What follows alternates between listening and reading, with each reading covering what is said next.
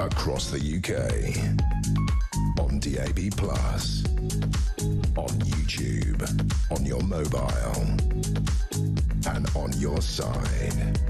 This is Talk.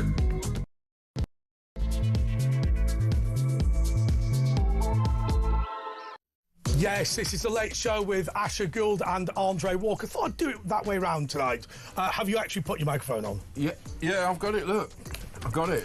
Just my shirt fell apart. So big thanks to you, Asher, for filling in yesterday. I apologise for being a little bit ill. And Dave as well. Yeah, and Phil Dave, of course. Yeah, OK. Back, firing on all cylinders. And you know what? I think we should just get straight into it. Because I was ill, I've kind of been out of the loop.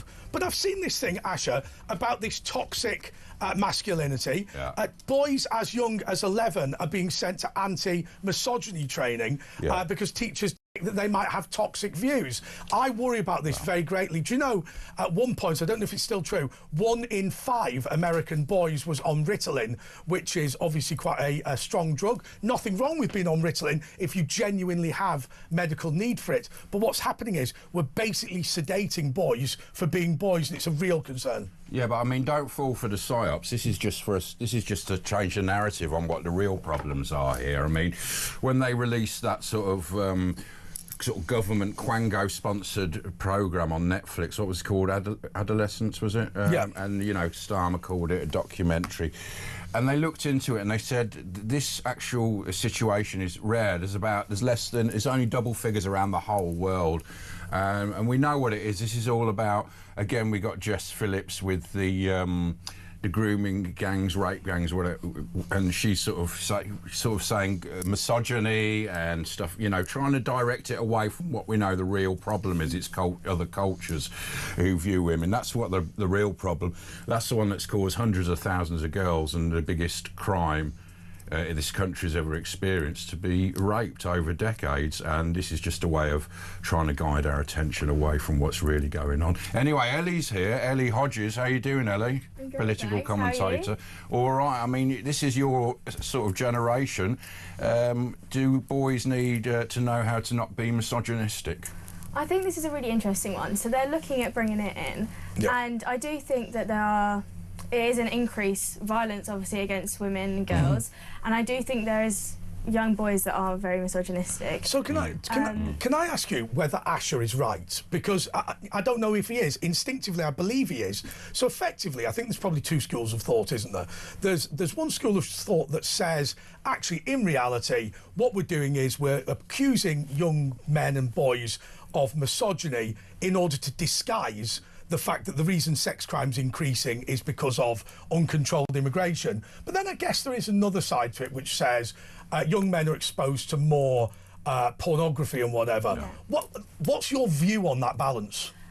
So as I said before, there's definitely violence against women and girls that is increasing, and the primary factor of that is mass immigration and importing people from cultures that it doesn't assimilate with our culture, and that's why women and girls feel so unsafe, and that's why you've seen sex crimes go up. However, I do think that there is an epidemic of a lot of young men that are very misogynistic, and I think that also links to, we talk about the kind of lost boys, and a lot of young boys feel like they don't have a place in society, so they look towards more extreme figures like Andrew Tate, for example. Like, I think it's 40% of young men admire Andrew Tate, and the kind of figures like Nick Fuentes that have quite interesting, not my kind of views towards women. But does this anti-misogyny training?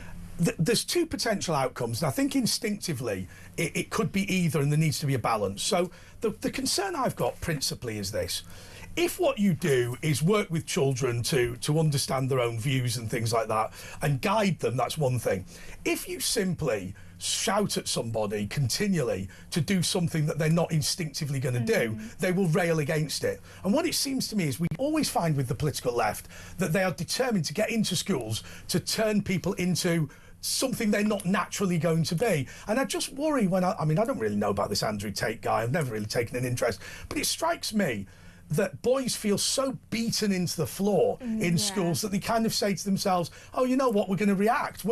And so what's actually happening is you're throwing all this stuff at them, and they're just completely ignoring it rather than being sensible and selective about it and actually having an impact. Yeah, and I think also with this and its kind of lessons on anti-misogyny and how to treat women, etc., it's blurring the line between the parents' responsibility and the education system's like they did responsibility. with breakfast and all that, breakfast clubs. Exactly. So you have to think about the fact that it's turning into you're a child of the state, and the state is going to be telling you what to do, and parents will feel really uncomfortable, maybe not necessarily knowing what's being taught in these lessons. And I think it could very quickly turn into teachers preaching their own beliefs instead of actually teaching. But isn't, I mean, I don't want to pry into your life, but it strikes me, and I might be completely wrong, so, I always admit, quite a lot younger than me, but it strikes me that the principal concern about society in terms of girls and boys interacting is that they're nervous to do it. Not actually that boys are behaving inappropriately,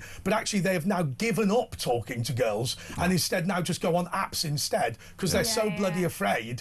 Because you get into a situation where, obviously, I think most men watching this would say, well, just disgraced myself at a bar trying to talk to a girl that didn't like me. That used to be a normal part of life, but my understanding now is, I might be wrong again, that is just social death if you do that. And actually what everyone does is goes into a bar, doesn't talk to anyone, swipe. Yeah, what's your experience? Well, I think that, as you said, it's definitely people feel less comfortable going up to women because of all of the allegations. Yes. Yeah. And I would hate if I was a young boy my age. I think it would be a horrible experience because you don't know what to do, what's the right thing to do. And if you go up to a woman and compliment her, for example, and then they blame you and say that you're assaulting them. Teenage boys chatting up girls, there is no right thing to do. It's always going to be bad. You just have to push What's through. your experience with you and your friends with boys your age? What happened, or men, young men? I feel like they tiptoe around it a bit more now, whereas, maybe when my parents were younger, it was just straight away. You saw someone you fancied in a bar, you'd go up to them and you'd speak to them immediately, and if they rejected you, that was it, you carried on with your night. Whereas now, I just think that they're much more cautious in approaching women. But I mean, do women...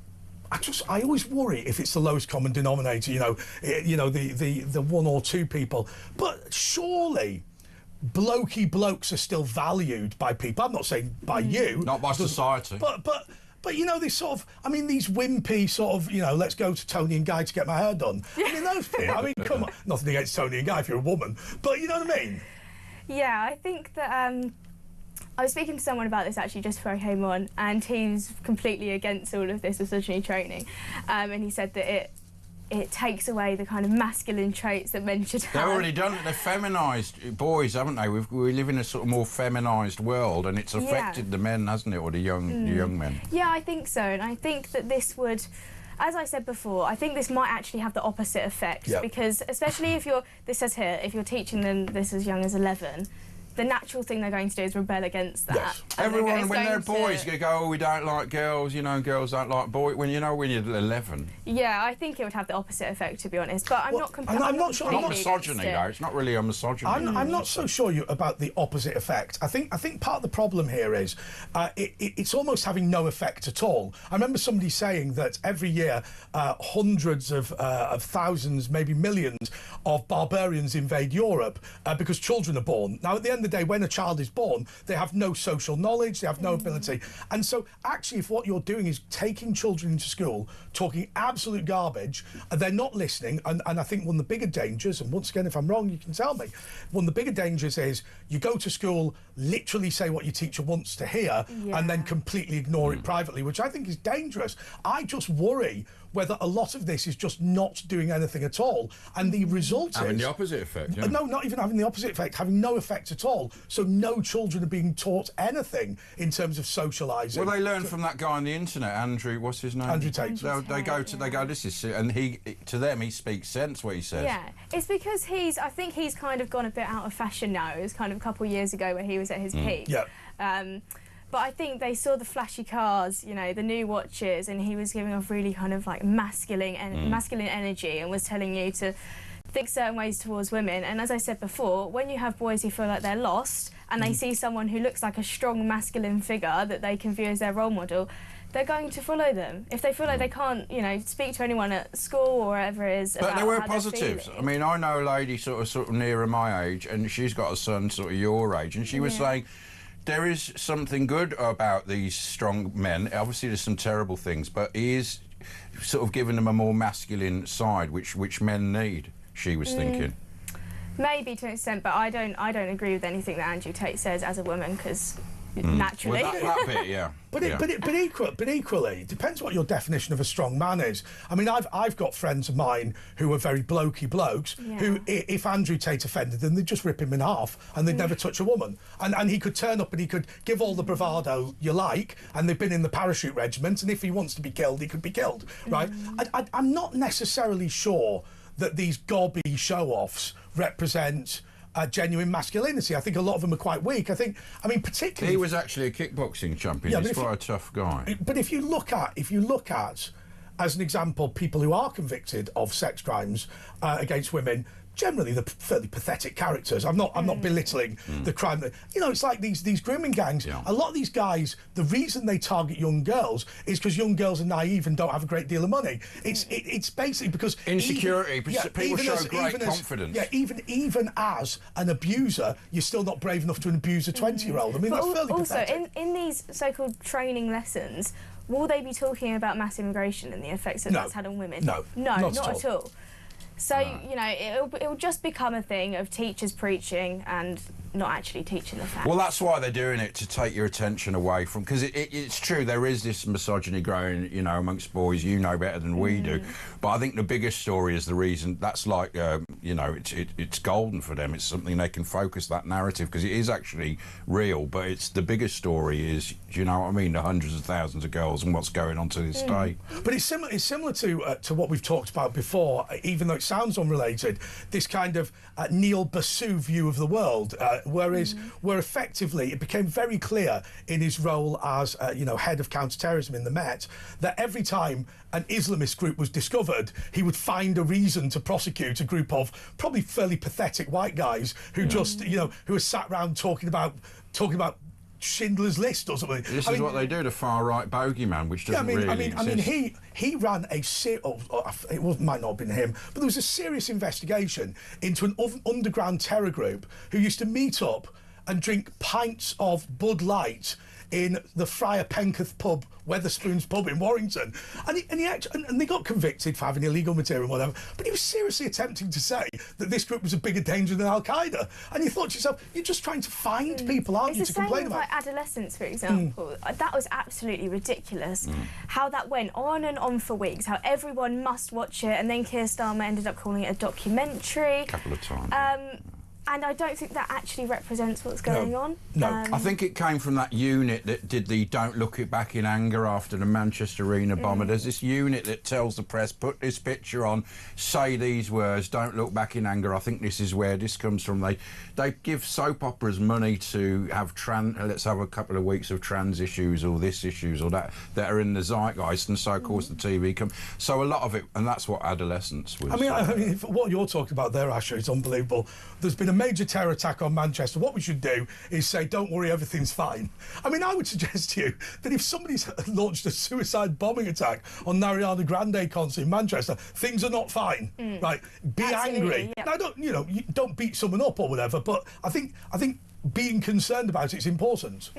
Absolutely, definitely. And Morrissey has a fantastic song about this, about not looking back in anger, and he says, I'll look back in anger until the day that I die. And that's exactly how I think everyone should feel about these absolutely atrocities that have happened. And we see it a lot of the time when the government try and downplay situations and they try and gaslit the public, and I think, quite frankly, they've had enough of it. But there's always that causal link, and Asher has heard this 1,000 times, but I can't repeat this comment enough. People always remember the argument between Owen Jones and Julia Hartley-Brewer, where he's going, you're not gay, right? You don't understand, you're not gay. But and I've reminded the viewers and listeners multiple times, what he was saying was a guy who went into a gay nightclub in America shouting Allahu Akbar and machine gunning people was evidence of intrinsic homophobia in American society. Look, I've got no doubt the guy was homophobic, but it wasn't the fundamental issue. And Hartley-Brewer had the temerity to point out, as a recent migrant from the Islamic world, who literally said, I'm doing this for Islam, it might be more related to that than the fact that some old trucker down the street doesn't like watching Queer as Folk. Yeah, and I mean, also, with the misogyny classes, what if there's someone in that class that has certain beliefs because of their culture? that are misogynistic. How will the teachers deal with that? Because isn't that their right to religious expression, or how would that work? I think it would end up in an absolute there's a general, crash. but isn't there a general view which is what is the majority? And the majority is, I don't know, white Christians, whatever they've made up. Basically, if you are against that majority for any reason, it's like if you can find a reason, but if you're depressed or whatever, then that's good. So essentially, and this is why Queers for Palestine exists, it's not important that Queers for Palestine is literally the biggest oxymoron ever. What matters is we all want rid of America. That's the reality, isn't it? Yeah, I just think it's ridiculous, this whole entire thing, and it will just end up in an absolute car crash because it will just not work. And as I said, the teachers will preach, it will backfire, they will not teach, it will backfire, and it will, Everyone, always remember the Andre Walker lesson about diversity training and whatever. Go and enjoy it. Knock yourself out. Like, read up beforehand. Have all your questions written out and ready. Send your 11. Dye your hair blue. Absolutely. Because I will tell you one thing. If you go in with the right attitude to discuss the issue and you spend 3 days with them, you'll have a lovely time. Yeah, man. Trust me. 03444991000. Ellie Hodges is in if you want to give us a ring about any of that. And also we're going to talk about the cancelling of democracy. You're listening to Talk. Oh, by the way, before you go, Ash, I've made a bit. We live in a tyrannical system. I made a bit of a mistake. So I was giving a generic comment about, men who are misogynists are not tough. I didn't know Andrew Tate was a kickboxer. He was. He's brassy or paramate, but anyway, we'll gloss over that. We'll be back in a couple of minutes.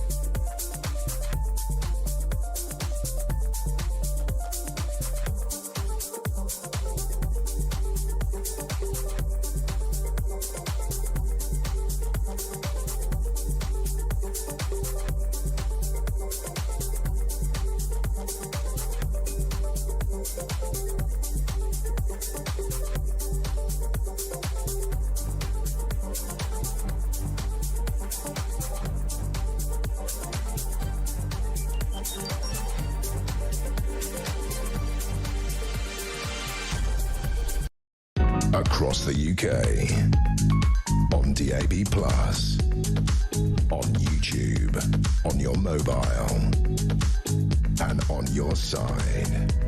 This is Talk.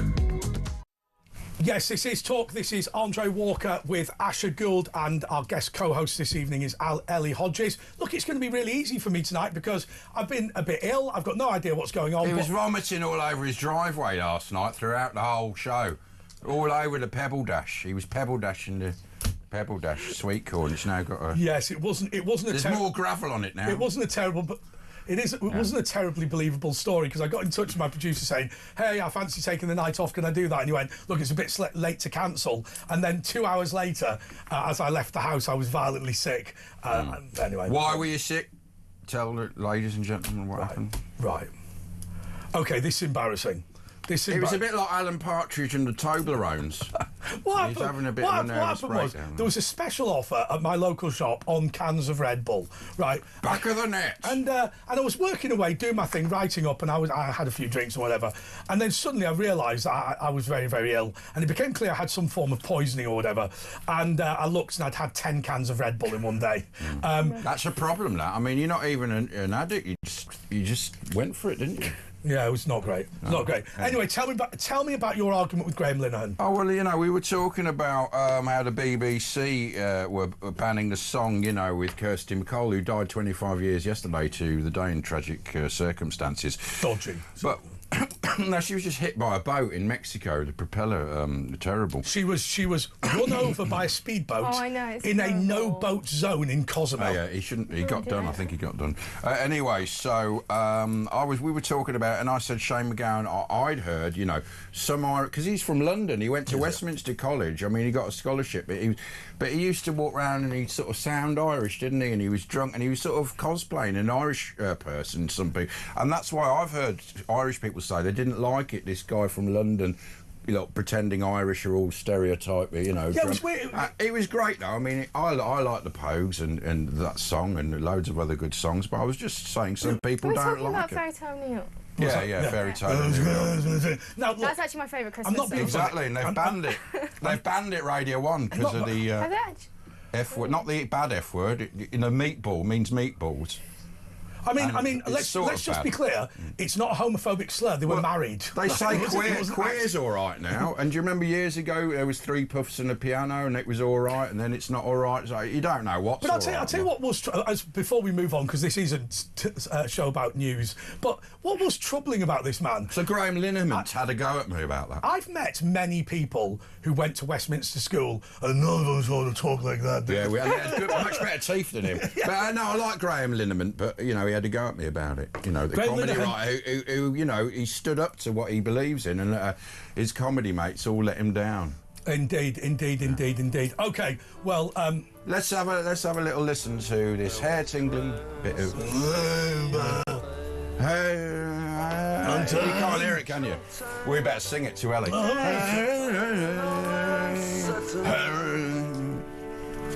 See, stereotype. The Irish get angry about this because they say we use a lot. I can't hear it, so I can just sing it for Ellie.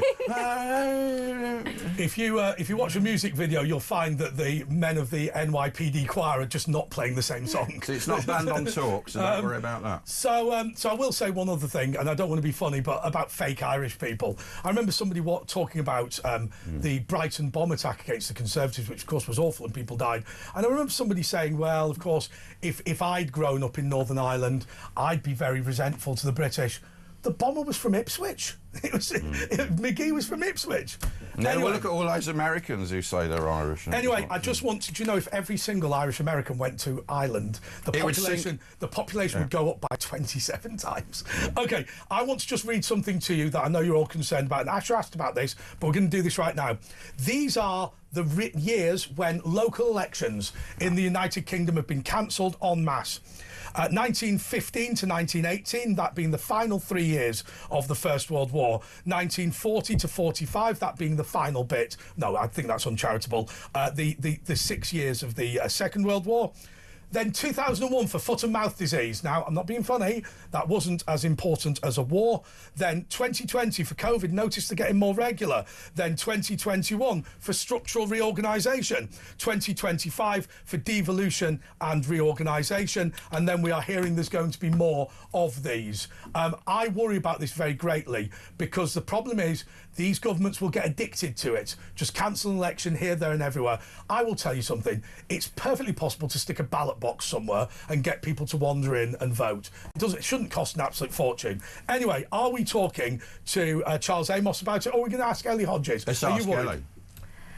So I just think this goes right back to the government seem to be taking away our rights at every chance they can. They've thinking about taking away the right to have a jury. Yes. They're looking at introducing digital ID. We have facial recognition cameras absolutely everywhere.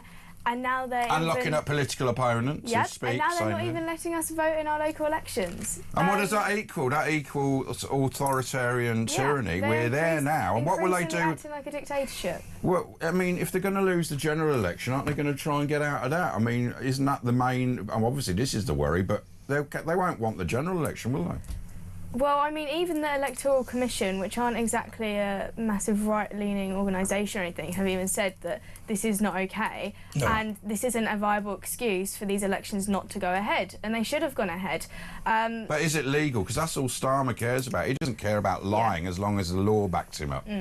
I think that the thing that worries me more than anything else, and during the break we kind of talked about this a little bit, it's what the Conservatives are doing. So let's just be clear on the Russell Quirk allegation in Essex, and obviously he's a Reform councillor and one of our presenters. His allegation is almost certainly right because it's backed up by all sorts of evidence, which is this.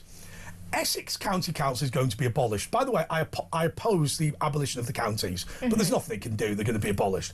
The reason why Essex County Council is not going for an election, which they're allowed to do, they can agree to do it or not do it with agreement of the government, is because the Conservative councillors on Essex County Council want to negotiate the future constitutional arrangements for Essex. And they're nervous that newbies will come in. Now, what you have to remember is, if you unpick that, literally, these people are saying, we want to decide the future of Essex, and we're not holding an election, because if we held an election, we would be removed from office and different people would come in. Now, obviously, their argument is, well, you need to be experienced for a period of time. But the reality is you've got somebody who actually, probably if there was an election in Essex tomorrow, Russell Quirk would be the leader of the council. He's not even got a seat. And so whatever you say about these old duffers in the Conservative Party who, you know, are pretty worthy rather than politically nasty, they are literally sat there going, we have cancelled the election because we're going to lose. It's so blatantly obvious as well. And if we lose, we won't be able to decide what we want for the future constitutional arrangements. They'll go on for 50 years in Essex. When you think of it like that, it's not great, is it? Well, this is what they're doing, isn't it? They don't care. They know we can all see what's going on. That's the worrying thing, is that they don't care. Yeah, absolutely. And I think when Labour politicians are trying to justify this and saying, oh, they're just being delayed, it's not denying democracy. I think if you're delaying elections, that is denying democracy. It's like delaying justice is denying justice, isn't it? Absolutely, absolutely. But you're not delaying it for some sort of logistical problem. You're doing it because, in the case of Essex, and they've opened. I mean, the Conservative councillors, remember, they are old duffers. They're not actually trying to do anything. But they're not listening to themselves when they say, if we have an election this year, new people are going to come in and negotiate the future structure of this county. They're literally saying, we're not having an election because we'll lose. Well, what are they going to do at the general election, Andre? Well, Asher, let me tell you this for a fact. You have just said the following. If they get a taste for abolishing local elections, what stops them abolishing the general election? And look, at the end of the day, I could list here all sorts of this and that, but in reality, that is the direction of travel, as Ellie said. Getting rid of jury trial, national ID, bullying people, Gestapo police, abolishing elections. It's amazing it never goes the other way, does it? Nobody goes... Also, you look at when the poll tax, which is nothing in comparison to what we're losing now, everyone went mad about it. Now everyone just keeps quiet because they're worried, they're self-censoring themselves. I mean, and the other thing that upsets me hugely is when the government looks round and says, we've got a major financial problem, funding problem in government. We are spending so much money that we're running out of people to take it from. The solution is to take it from more people. I know, and the thing is, the Conservatives and Labour are both together on this as well, and they should both be held accountable. Yeah.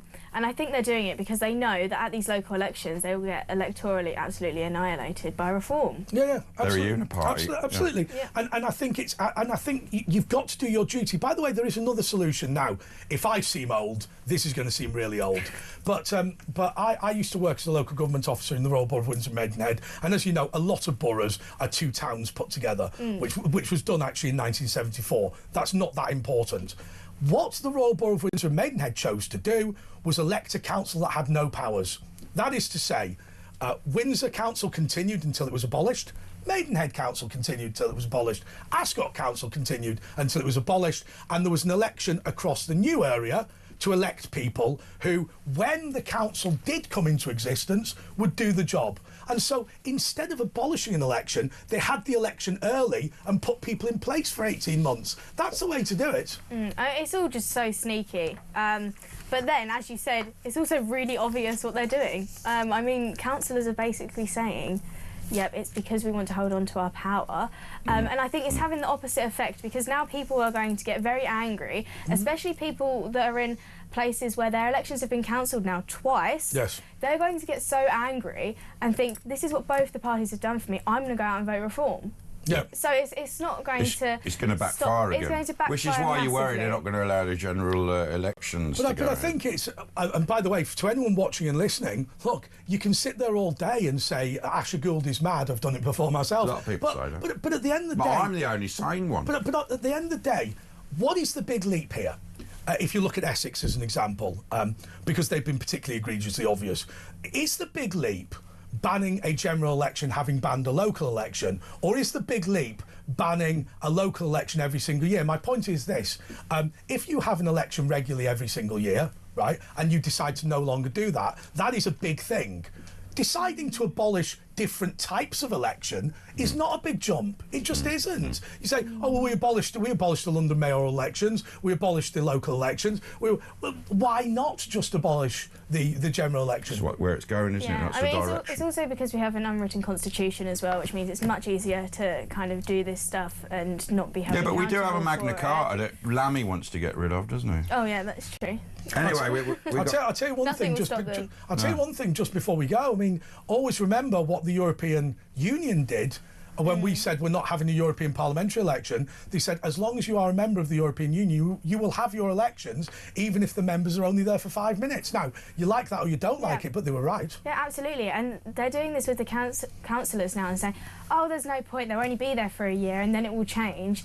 But as you said, that's exactly what they did with the European Union. That was fine. That was absolutely fine. But for this, by the way, it isn't. I love annual elections for councillors. Keep them permanently campaigning. When I grew up, we used to have the four thing where you have 1/3 elected one year, 1/3 elected next year, 1/3, and then 1 year off. And then they're back. Oh, I love that. Trust me.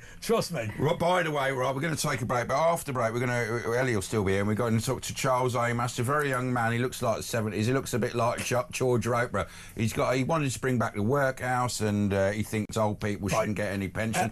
But he hates lollipop ladies. He's got a thing, and maybe we agree, maybe we don't agree. Ellie, he's got a strong image. He's going to talk about it. I'm expecting something now. I'll just leave you with this from Matt. Shane McGowan was a poet and an alcoholic. What did Dennis Leary say about Jim Morrison? I'm drunk, I'm nobody. I'm drunk, I'm soberty. I'm drunk, I'm dead. Gallows humour that only alcoholics will probably laugh at. Yeah, it works. This is Talk. It's Andre and Ash. We'll be back in a couple of minutes.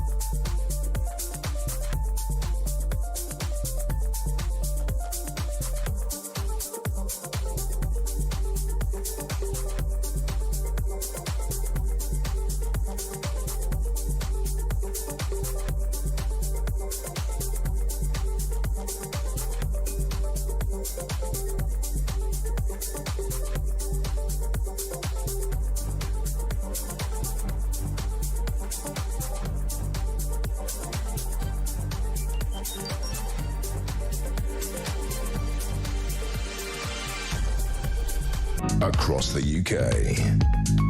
On DAB+. On YouTube. On your mobile. And on your side. This is Talk. Okay, so this is The Late Show with Andre Walker and Asher Gould. We've got our guest co-host, who's Ellie Hodges. Now, Ellie doesn't yet have an earpiece in, and she said she's looking forward to seeing Charles Amos. Just to explain something about Charles Amos, one of the cleverest guys that comes on the show, somebody I've got an enormous amount of respect for. He's a left-field thinker, and he has a very strong image. Very strong image. Now, Ellie's not seen this image before, so let's put Charles on the screen so Ellie can see what she thinks of Charles. It's a unique and strong image. So this isn't... It wasn't in the 70s. Okay, this isn't going to work unless you put him on screen, right? We really need to do this right now. Press on the Betamax. Ellie, what? There he is. There he is. Look at him. He's a thing of beauty. All right, man. He's a thing of beauty. So your initial thoughts on Charles Amos? Can I tell you what mine were? He looks he looks furious, by the way. Mine were that he was... Mine were that the guy ought to be respected for the fact that he's his own man. And I think we live in a world. We live in a world I think it's a where good look, people actually. are so obsessed with being exactly the same, with having their own values or whatever. Anyway, Hey, Charles. you've upset him now. Charles, I like that. I haven't upset you, have I, Charles? Hello. Look, he's totally shocked and stunned. He's not shocked. He's frozen. What was that? Hello. I don't think he heard us. I thought he was just stuck like that. Charles, there seems to be a technical problem. Right. So just to explain to those come back, George. to those listening, in my ear, people were saying Charles Amos is so offended by what you've said that he's stunned into He's silence. back, man. He's back, and he's moving. Whereas actually his Zoom had frozen. Anyway, Charles, how are you? Are you there now? Yes, I am here. Whether or not you can hear me is a different question. We can hear you. Yeah, we can hear you, Charles. Okay, so I imagine we didn't offend you, not least because you couldn't hear what we're saying. But okay, I think we're struggling with this, aren't we? No. Can I just say to you, we could do him over the phone, couldn't we? Does that bother anyone? I don't know. Okay, so he's also got 1970s Wi-Fi, so it's a bit...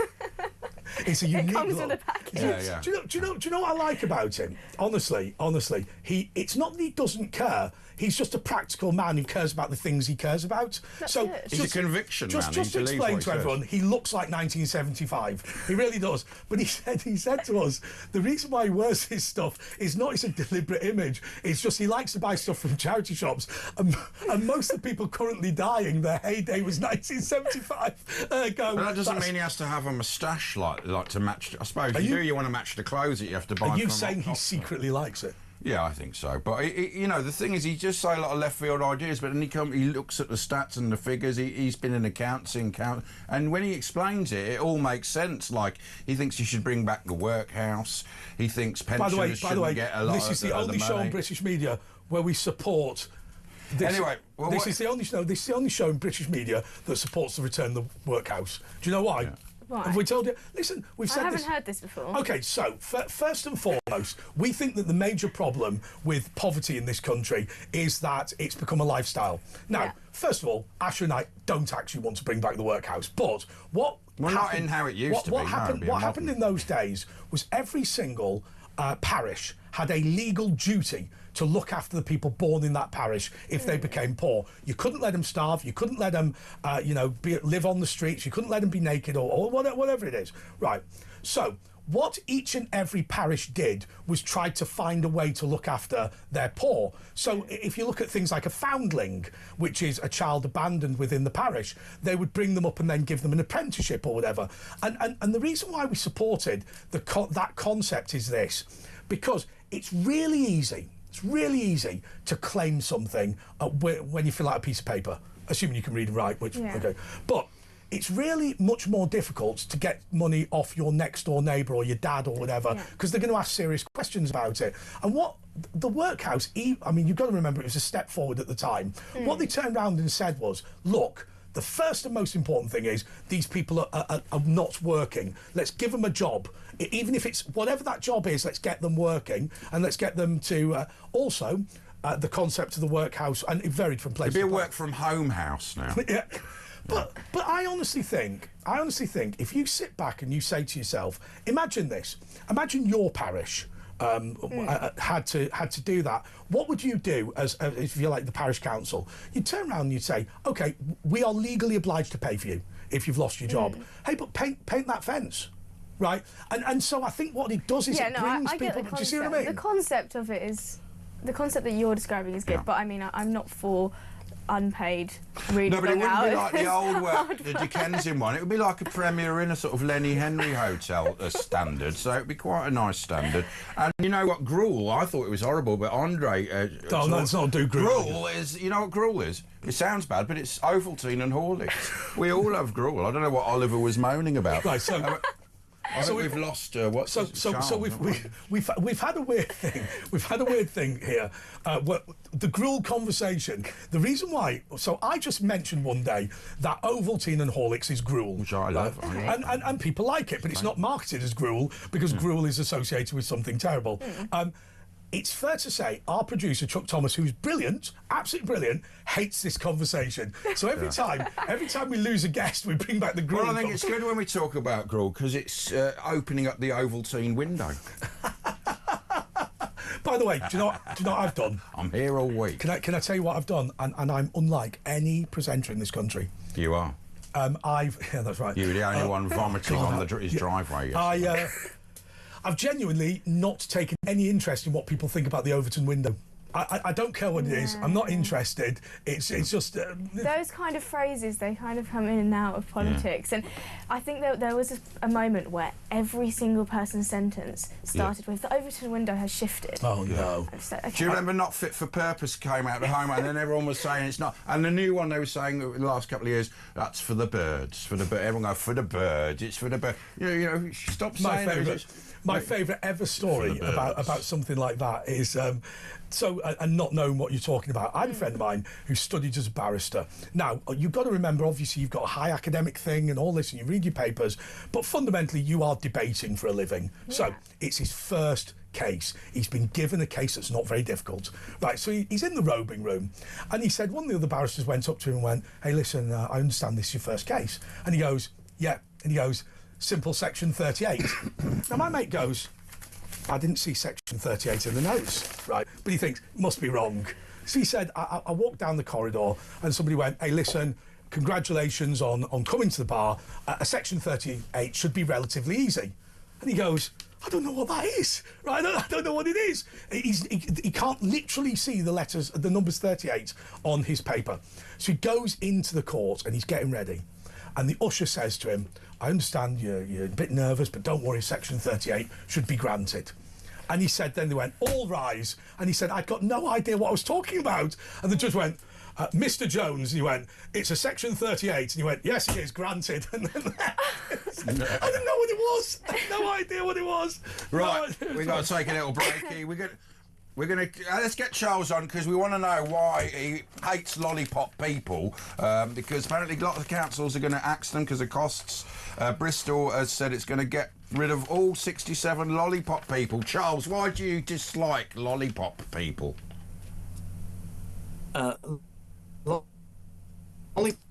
No, I'm sorry. I'll tell you what. Let's get him on the phone. He's a good contributor. Yeah. And this isn't going to work. We'll take a little breaky.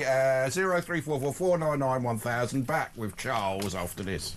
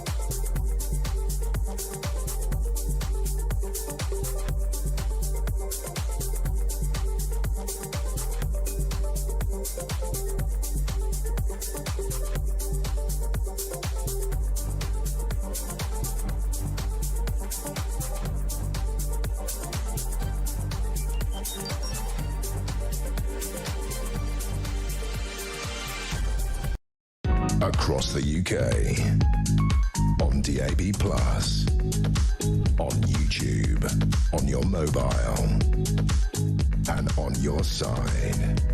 This is Talk.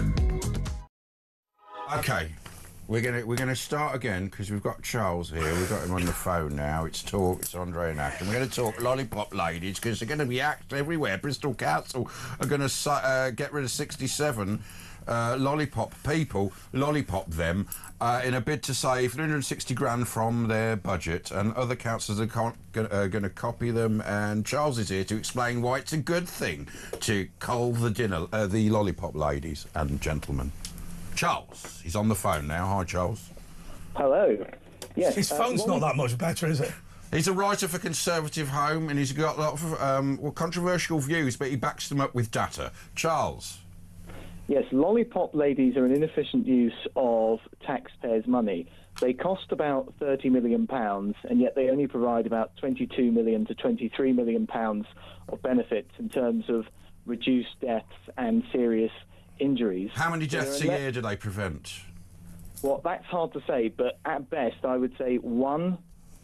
And the point I was going to make is that means they're a net cost to society of £7 to £8 million. Charles, you often persuade me with some of your ideas. You've come on before today when you were talking about the situation with pensions, and you said you've got to prioritise the biggest savings. Now, I've got a major concern about this story, and I'll tell you my concern, and perhaps you can comment it. Maybe I'm wrong. Look, when I worked in local government, and you needed to cut a budget, the first thing local government officers did was offered up the most front-facing and egregious savings. So you go, well, first of all, what we'll do is put up parking charges. That was the first one. Next one, what we'll do is get rid of community wardens or do whatever. To me, Charles, you were right when you talked about pensions being, because it's the biggest pot, something that you need to prioritise. My concern about getting rid of lollipop ladies, which clearly it's not about road safety, it's about parental reassurance, which might have a value. Well, he says one life is not enough for 7 million. But the problem I've got is when a newly elected Reform Council is saving 80 grand on lollipop ladies, that normally is a red flag to me that the council officers have ensured they're not really dealing with the waste. Your thoughts? Well, it should be said that about 50 to 60% of county council expenditure is on statutory requirements such as social care. They're not able to cut that without getting a criminal offence. And when it comes to employee and employer pensions, they're not able to cut those either because they're negotiated at a national level between unions. So although I would back all of the waste reduction measures that you mentioned, perhaps over getting rid of lollipop ladies, lollipop ladies should go because they're a £7 to £8 million. What about Charles? So look, I don't disagree with you on some of these points, but here's something that I've often thought about, and I don't think I've got the answer.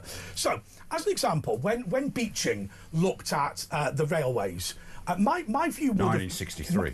My view would have been this. Look, there are two things. Those whatever it is, services, those whatevers that can exist in the private sector ought to be provided by the private sector. But surely the purpose of government is to provide those things that can't be provided by the private sector. And so for me, what worries me is this, that you've got local councils badly running shopping centres, but cutting lollipop ladies because they don't have enough money. Now, Charles, I'm not trying to trip you up in any way. Where is the balance? Obviously, you want to cut the state massively, but at what point do you say, this is a massive financial loss, but we're going to do it anyway? Well, I don't think you should put money into anything that causes inefficiencies in the economy subject to respecting individual rights. No, but Charles, let me stop you. Let me stop you for a second. Charles, let me stop you for a second, because I understand the point you're making, but so first of all, there's no doubt you're right. Lollipop ladies do not save large numbers of people from dying on the roads. They don't, right? It's just a fact. And also... To save the money and let those few die. Also, that's what Charles is saying. What the argument against your position, Charles, is not that this is economically viable. It's not. It's saying we want something that gives us community feel. We value that community feel. We are willing to take a financial loss in order to develop that, and Lollipop Ladies are part of it. That's what you're saying is Lollipop Ladies, you're forgetting this, Charles, they have a lot of soft power in the community. The community love the Lollipop Ladies. So where is that balance, Charles? Don't touch the Lollipop Ladies. If people love the Lollipop Ladies, I have no objection with them donating to fund their salary. Well, they pay the taxes. Don't force me or other people who don't want Lollipop Ladies to fund these economically inefficient women. Yeah, but Charles, but hang on a second, Charles. This is the bit I don't get. So, I know what you're going to say, but I'll have a go anyway. Charles, look, the idea for me of government, and I appreciate we failed spectacularly in this, that you say those things that can be provided by family, those things that can be provided by business, those things that can be provided by charity ought to be provided by those. In a small number of cases, there are literally things that cannot be provided by any of those, so you have a mandatory tax to bring people together. So let me give you an example. The building of the Manchester Ship Canal, it was mandatory to pay towards that in order for it to be built as a piece of infrastructure for the community. There's no way that if you'd have privately financed that, you would have done it. And so I accept all your points about Lollipop Ladies, but centrally it's this. At what point do you say, you know what, this is not a financial win, but there are some things that we need to pay for collectively because it does something? Lollipop Ladies are not public goods. They are both excludable and rivalrous. Why? Why do you say that? Well, because they can just not escort the children that haven't subscribed to their services across the road if they refuse to pay, and as a result, they will bear the cost. But Charles, I love you to bits, but you've willfully misunderstood my point. I'm saying that they're not economically viable. They would not be provided for in the private sector, but they might be, or they might not be, a service that people say, we are willing to take a financial loss on this because it does something different. It creates a community feel. It makes children feel more welcome. I'm just saying, are there any things that you think should be taken up by government because they're a financial? I mean, do you accept my fundamental premise that those things that cannot? Charles, let me just finish. Do you accept my fundamental premise that there are some things, or there might be some things, that could not be funded privately, and they are the only things that should be funded by government? No, because I'm an anarchist. Ellie, Lollipop Ladies. What's your view? Did you have one at school? I haven't been able to hear any of that. Yeah, he was slagging them off. But did you have a lollipop? I kind of like Lollipop Ladies. I don't think they should go. They're an important part of the community. I'll tell you what we're saying. So first of all, Charles is very clear that government is out of control. Right, complete, and the reason why we agree with him and like what he says is because he makes lots of good points. As you heard, what I was asking was, look, you're right, Lollipop Ladies are not financially viable, but do you like them because you actually believe they're saving road deaths, or do you believe they build part of the community? And should we pay for stuff just because it builds the community? I think that's the only thing. I think they save lives. I think they save quite a few lives every year. And also, I think they provide a kind of protection that means parents let their kids. They're a bit like a counsellor as well. If kid's a bit upset, they'll put their arm around them. Probably not allowed anymore. If there is an issue, they're usually there and they'll talk to the kid. And I think parents like the fact that there's someone their eyes there. and ears on things. Yeah, and they're part of the community. And also predators, they keep an eye on people, dodgy people around the school. Charles Amos, thank you so much for coming on. We've completely run out of time with him. We'll do better next time. I've got to tell you my own view, Ellie. We have forgotten that the priority of government should be to do those things that we can't do in the private sector. What we are continually doing is stuff that we could do. And for me, you know, looking after, I mean, if you look at your own church or your synagogue or whatever, you know, the work that they do, you could never do as private citizens, but by clubbing together, you can do it. Yeah, I mean, it's exactly like the BBC, really, isn't it? It's the same sort of thing. Anyway, Ellie... Sorry, before we go any further, people are defending Lollipop Ladies. I just want to be very clear. What we are saying is that they have a wider role than just road safety. It's like the BBC shouldn't compete with commercial organisations. They should make TV that people don't want to watch. That's what it's there. I'm defending Lollipop Ladies. Yeah, so am I. I think they're part of the community. opportunity. I think we should be doing more of that and absolutely. less big state projects. Anyway, look, Ellie's going. Thanks for coming in, Ellie. It's Ellie Hodges, political commentator. She'll be back Holly again Willoughby soon. look like. Don't worry, because James Whale, the clip of James Whale, will be on in the next hour at the beginning. We'll be we're going through that as we do pay homage to the great whale every week. But it's me and Andre, and we're talking to Beanhead from the Monster Raving Looney Party. Official name, Barmy Brunt. She's also a school teacher, but we shouldn't say that. And we'll be talking to Adrian Marsh about the Freemason scandal, the police. Alistair Chambers is on, his mate, and we'll be talking to him about They're all my mates. Controversial. Back in a couple of minutes.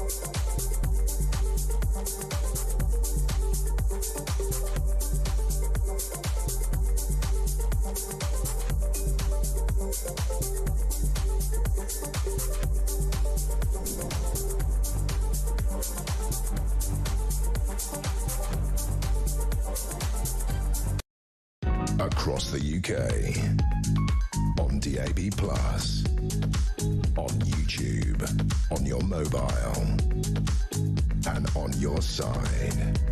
This is Talk.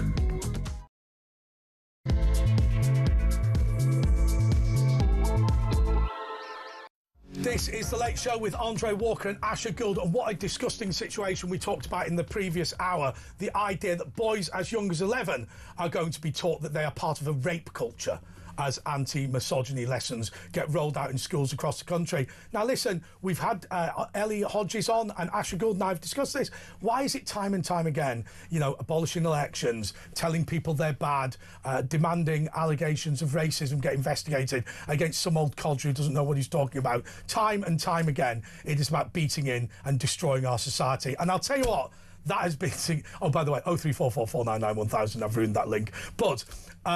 that has become harder standing up for society since we lost our great leader.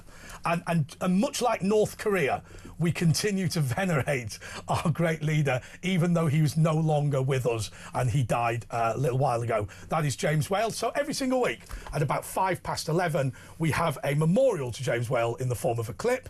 And it always falls, of course, to Asher Gould to introduce it. Yeah, and this goes back to, well, a year ago when we did it. It seems further, or, you know, it's weird how time changes, you know, speed. But this is from a year ago.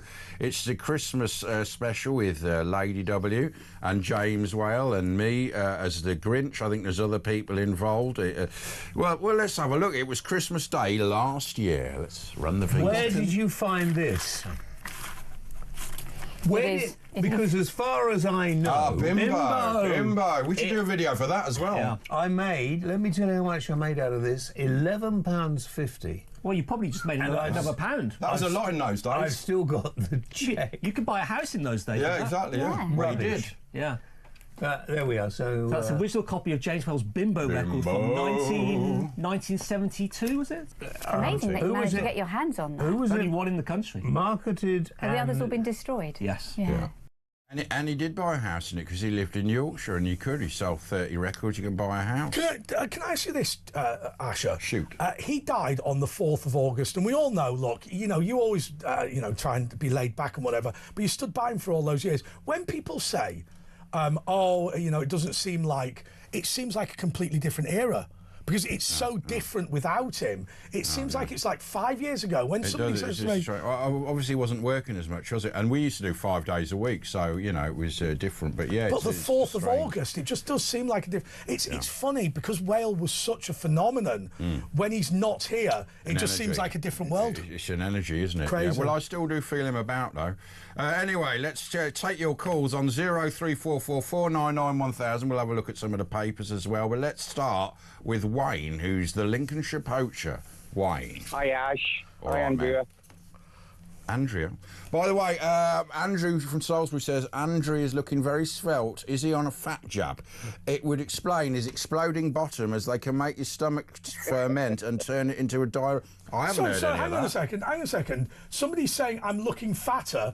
Am I on fat jabs? Well, don't they No, make you svelte means thinner. Does it? Yeah, I thought it meant fatter. No. No, you're thinking of felts. Wayne. What the hell are you doing? What are you on You heard about? that, didn't you? Sorry, Wayne. Well, I've got James as my in my phone. A mugshot of him. Yeah. In my screensaver. And I do miss the guy. I really do miss him, and it is a shame. Yeah, we all miss him. Do you know what's weird about this?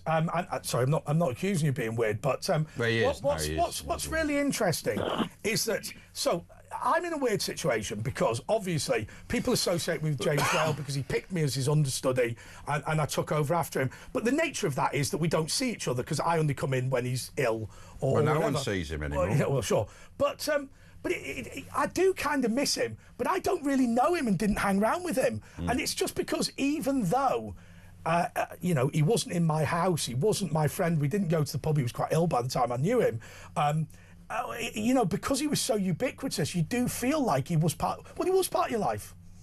Andre, he earned me a lot of money in the past, James did, indirectly, a lot of money. How did you do that?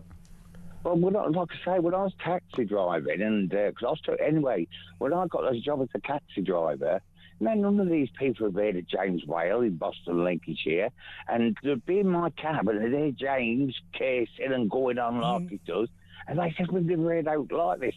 Then suddenly, everyone's hearing it and everyone's listening. And did they stay in your cab? Is that what you mean? And it added waiting time? Yeah. Well, that's what I was saying. When it comes to parking up and they wanted to hear the end of the conversation, my meter was tick-tick, ka-ching, and it is that. But anyway... Hang on, Wayne, that's a lovely story, but let's just unpick it for a second. How much money did you actually earn off James Whale because of waiting time? But you had on every few hundred little minutes. You didn't make a fortune, though, did you? You made a bit. No, but in Lincolnshire, that's I earned about £25 a week. They got to understand. Really? That is like... Well, that's worth having, right? No, that's the whole weekly wage. But how much was that attributed to waiting time for James Whale featuring Ash? Well, you weren't about then. When was it? On the desk. When was it? Oh, yeah, but I was still on air then. Yeah, no, this was 94, late 80s. Oh, I was 95 I was on. Yeah, no, you're lying now. He wasn't on national radio in 94. Yeah, he's lying. Let's go to Barmy Bro. We'd never do that again, Wayne, but thanks for calling in. Sorry, let's just stop for 1 second. the man who comes dressed as a breakfast is no longer willing to come in and is doing it by Zoom. Right, the world's it's over. For security It's just reasons. over now. It's just over. It's Barmy Brunch. Is Barmy Brunch. He is a monster raving loony politician, but also as I am. Look at that. I'm the minister for Talk TV. No, sorry. Look at that staging. It looks like a hostage video. He looks like the gimp. The gimp, doesn't it? Because you need to put a light on. It just looks like a gimp who someone's had some... Do you know what they said earlier in the last hour? Barmy Brunch, they turned round and they said, Andre, we think you've offended Charles Amos. For the past 4 minutes, he hasn't even moved. He's just glaring at you. And his Zoom had frozen. Right? It looks like Spider-Man. That is the level. Look, Barmy Brunch. What's that? What we've put on your screen? You're fumbling fingers on your mouth. Anyway, No, Barmy nothing. Brunch, what's going on, man? Yeah, good to see you. Sorry I can't join you in the studio as I normally do. My car is broken, so I am stranded. What car have you got? What car is it? Well, it doesn't It's matter if it smart doesn't car. work, does it? A smart car? Well, it's not that smart, is it? It's not smart. And this time of year, it's horrendous. Pretty so, stupid car. So what do you want to... Right. We're on to talk to you about what's going on with the Monster Raving Loony. Obviously, you've got the Christmas... You've got, haven't you got some names to mention in the New Year's list, or is it too... I got named a couple of years ago as the Minister for Talking TV for the Monster Raving, and James was Minister for Wales a few years before. I was given it along with Debbie McGee, Roy Wood, what's his name, the pianist on David Bowie, and someone else. So what about... Tell us what's going on with your Christmas and the Monster Raving Loonies. Well, they're keeping the New Year's list under wraps, so our major head is still considering the honours. That's for January time, so you can look out for that. Yeah. How hard is it to win? Very, very difficult. It depends There's only on how many 5 a year. There's only 5 a year. Yeah, that's true. And if you have a pint with him in Wetherspoons, then you'll be all right. Yeah. I just gave him some cash. So what's the news, man? What's the Christmas headlines from Looney headquarters? Right, well, are you considering having a goose for Christmas? Of course. In what way? There's a lady who didn't need to have the trouble of going to a shop to buy it because a goose came going right through a window, smashing through a window. This was a woman, left terrified as she was watching TV. Happened just yesterday in East Midlands. Did the goose die as it came through? Say again. Did it die then? So she's going to eat the goose? No, left with cuts and bruises. So the RSPCA said, or wildlife rescuers said, that the goose that then landed in her kitchen, so it was pretty much going to be oven ready, just ended up with cuts and bruises. I had a wood pigeon fly through my window. So it flew through the window and destroyed the double glazing and only had cuts and bruises and was nonetheless oven ready. I mean, just think about what you're saying. Yeah. I mean, just think about think about that logically. Very cruel. Just think about that logically. Is it possible what you said was right? Because I will tell you, one of the first shows I ever did on Talk, they said, we've got a star guest coming in, and it was an entertainment correspondent. And that entertainment correspondent came in, and because there was no cameras at the time, opened up a copy of The Sun, read the entertainment diary out, but replacing "we have seen" with "I have seen," right? And then press released it going, my new guest spot, Barmy Brunch, this is below standard, even for you. Yeah, but you can bet a lot of people this year will be eating the swans, which is illegal, but we've seen the news stories, Farage broke it, there's people eating our swans. That's right, isn't it? Just swans that's illegal. Well, they're the gourmet. If you've got a choice between a goose and a swan, you're going to have it. Do you know what I'd love? Apparently the meat's better on a goose, though. Do you know what I'd love to do? What about roadkill? No, I'll tell you. We had a guy who did that. It's fresh, it's I'll tell you what I'd love to do with Farage, and I do like Farage very much, but I would love to invite him round for Christmas dinner and have an alcohol-free vegan day, right? And get rid of his car. So he has to sit there all day doing it. Never Be gonna super. happen. You know my Farage story, don't you? Which one? This is brilliant. When I worked at the European Parliament, there was this accordion player who was terrible. He used to go around Place Luxembourg. And I remember saying to him, how much is a song? And he goes, €5. I said, I've got a good friend of mine.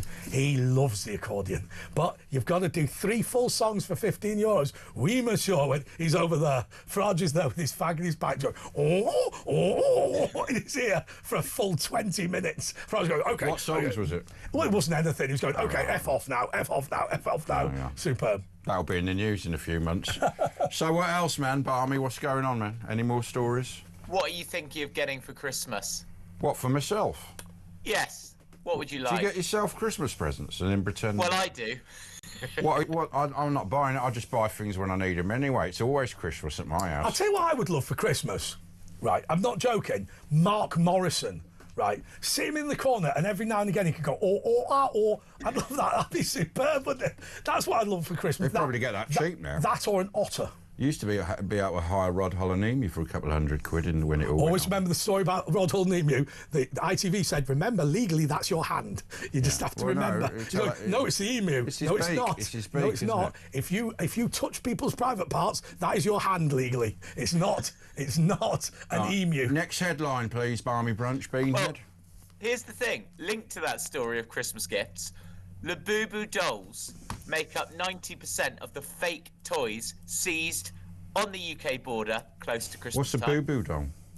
It's one of those Labubus. They're these kind of, how do you describe it? Furry. Well, I mean, you're going to have to try because we don't know what it is. It's like a furry, like one of those trolls that we had back in the 70s? Or Yeah. The Cabbage Patch. It does look like a troll. It's the new fad, is it?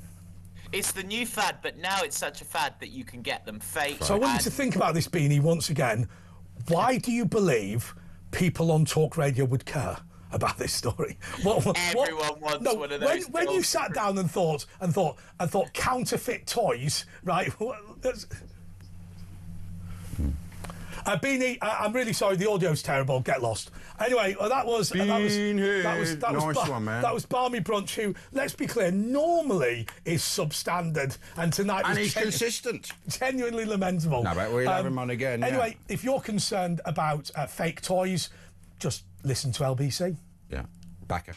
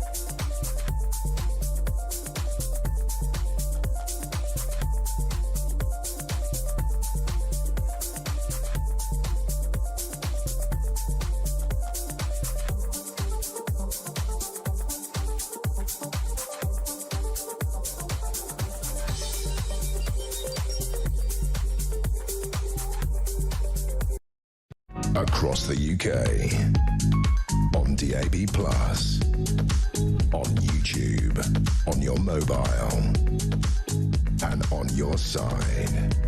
This is Talk. Yes, this is Talk. This is Andre Walker and Asher Gould, and this is The Late Show. And I don't know the structure of this show tonight, how things are going, but nonetheless, you know, I've been away for one day. Flexi format, isn't it? It's not flexi format. We've got Beanhead talking about fake toys, and now what we've got is one of our callers, Wayne, who was supposed to be on earlier, and he was. He said, I've been waiting all this time, and it's a fair amount of time. He didn't say what he wanted. And he didn't say what he wanted to say. Yeah. Wayne, can you just get on with it, please? Because I'm bored now. I don't really like that. Yeah. You keep bad our late joke anyway. You sounded like Charles Hawtrey. Well, Kenneth, what don't be like, eh? Yeah. Anyway, what is it, man? I was going to say about this misogyny thing, yeah? Yes. With young boys. Yeah, man. It is rife. I do believe it's rife in schools. But back in the day... Wasn't it always like that? Yeah, but we used to have cabins, like, called special needs. So all these boys and girls was took off to this classroom and there was taught a lesson, so to speak.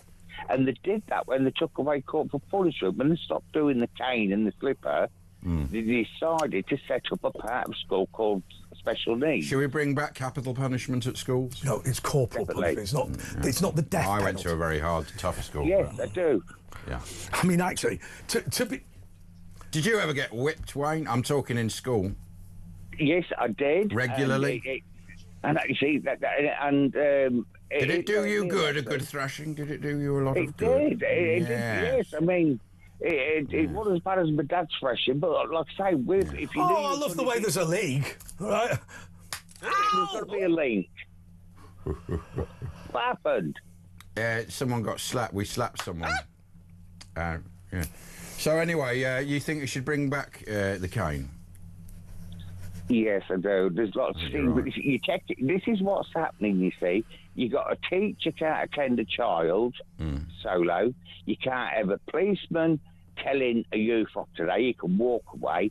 There's no law. But there is a slight problem. If we spend the beginning bit of this show talking about the way that education has been captured by the political left, and you are saying, well, let's give them teachers more power, then the end result of it is you don't have these public service people you used to have years ago. What you actually have is lefties with even more ability to force your child to become a communist. Yes, well, there is that, but what else we got, Andre? I mean, you're not going to be able to go to the University of London and go, teaching has become more attractive to you, now spanking's come back. I mean, that's just not going to happen, is it? Yes, but I'm going to vote for Nigel Farage, because what else have we got? Do you think he wants to bring back spanking? Oh. Yes.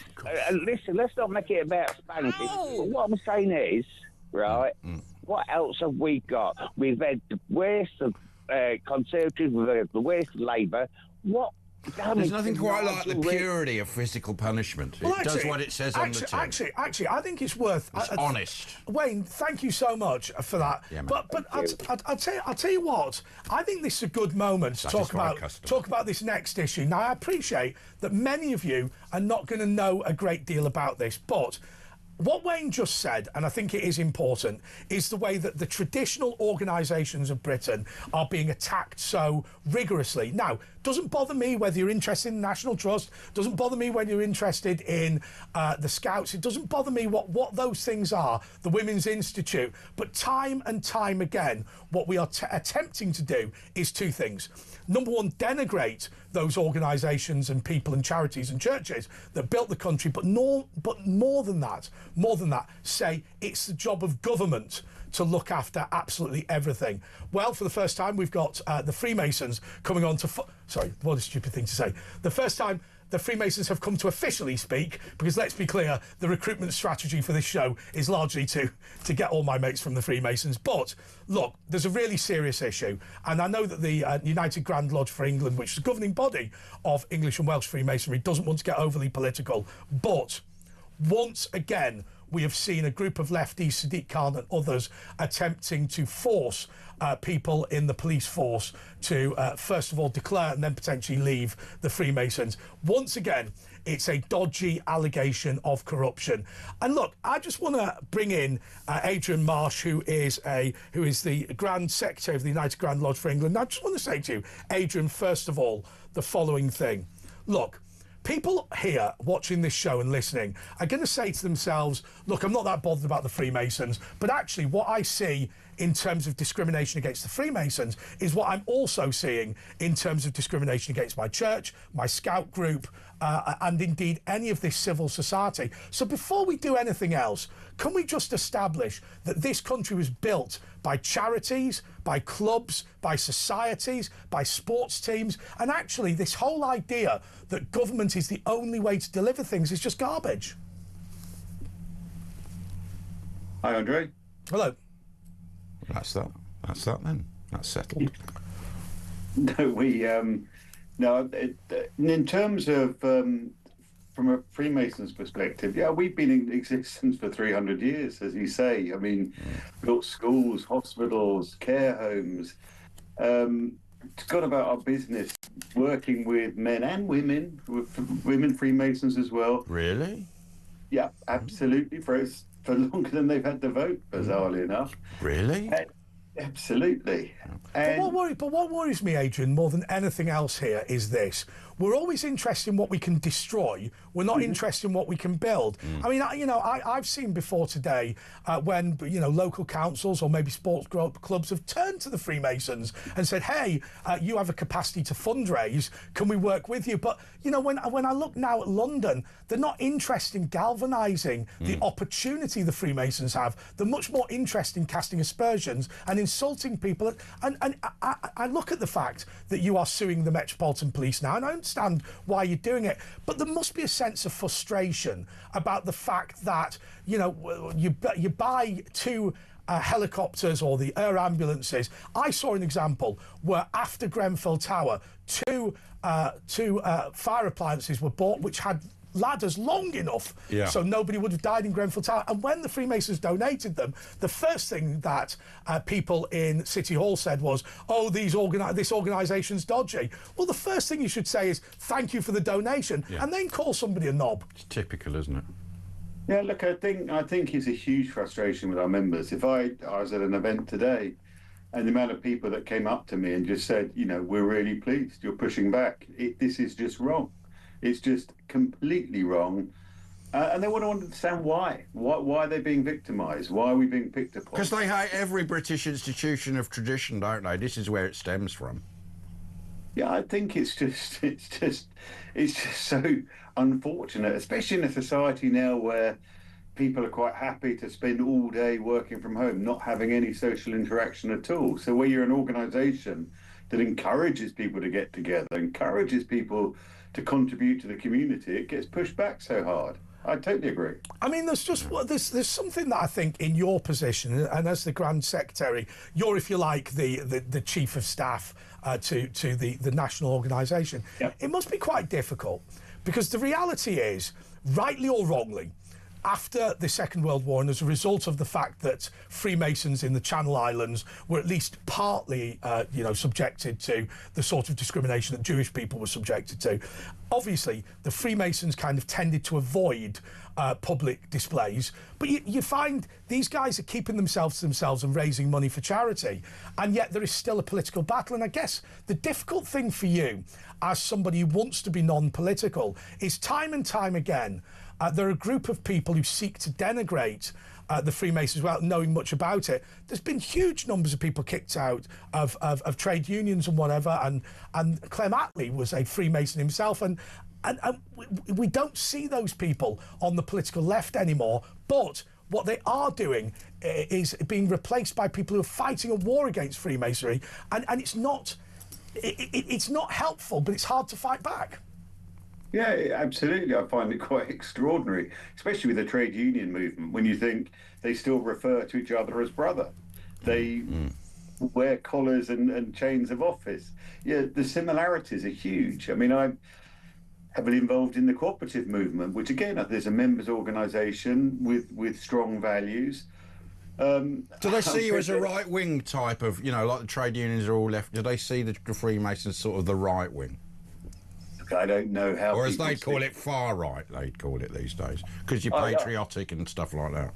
I think people get very uncomfortable by that. The fact that we're fully inclusive, it really doesn't matter what race, what religion, what skin colour you've got. Our members are from everywhere. And I was at a meeting recently where predominantly Jewish members, as it happens. Yeah, but they say that about reform, don't they? They go, oh, it's far right, and then you see there's loads of black people and brown people who are involved in it, but that doesn't change their narrative. I think, Asher, the problem that the Freemasons have got, it seems to me, is kind of expressed by that interaction we've just heard, which is you would expect the Chief Executive or Grand Secretary of English Freemasonry to strongly deny that the group is particularly factional in any way whatsoever. However, that is the allegation, isn't it? That's what I'm saying, yeah. When you look at things like, the Boy Scouts are not inclusive. Well, actually, they are. The cooperative movement, it's only for white people. That's garbage. Oh, the countryside's racist. The countryside's racist. And it frustrates me because you're damned if you do, Adrian, and you're damned if you don't. Because if you stand up and say, I want to go on the attack against people calling me right-wing, then they will say, well, you're a right-wing political campaigner. And if you say, well, actually, are people from all walks of life, they'll go, he's not willing to address the criticism. And I centrally believe this. When I was a little boy and I grew up, you know, people would build their community. They'd go out and they'd support each other. They'd go out and look after each other. You know, the church for me was the centre of everything. But for other people, it would have been different. And I just fear that we've ripped the heart out of our communities. And I'm not saying a Masonic lodge is absolutely vital, but when the post office is gone, when the Scout hut has gone, when the church or synagogue has gone, when the local school has gone, when the Freemasons lodge has gone, all you are is a housing estate full of lonely people.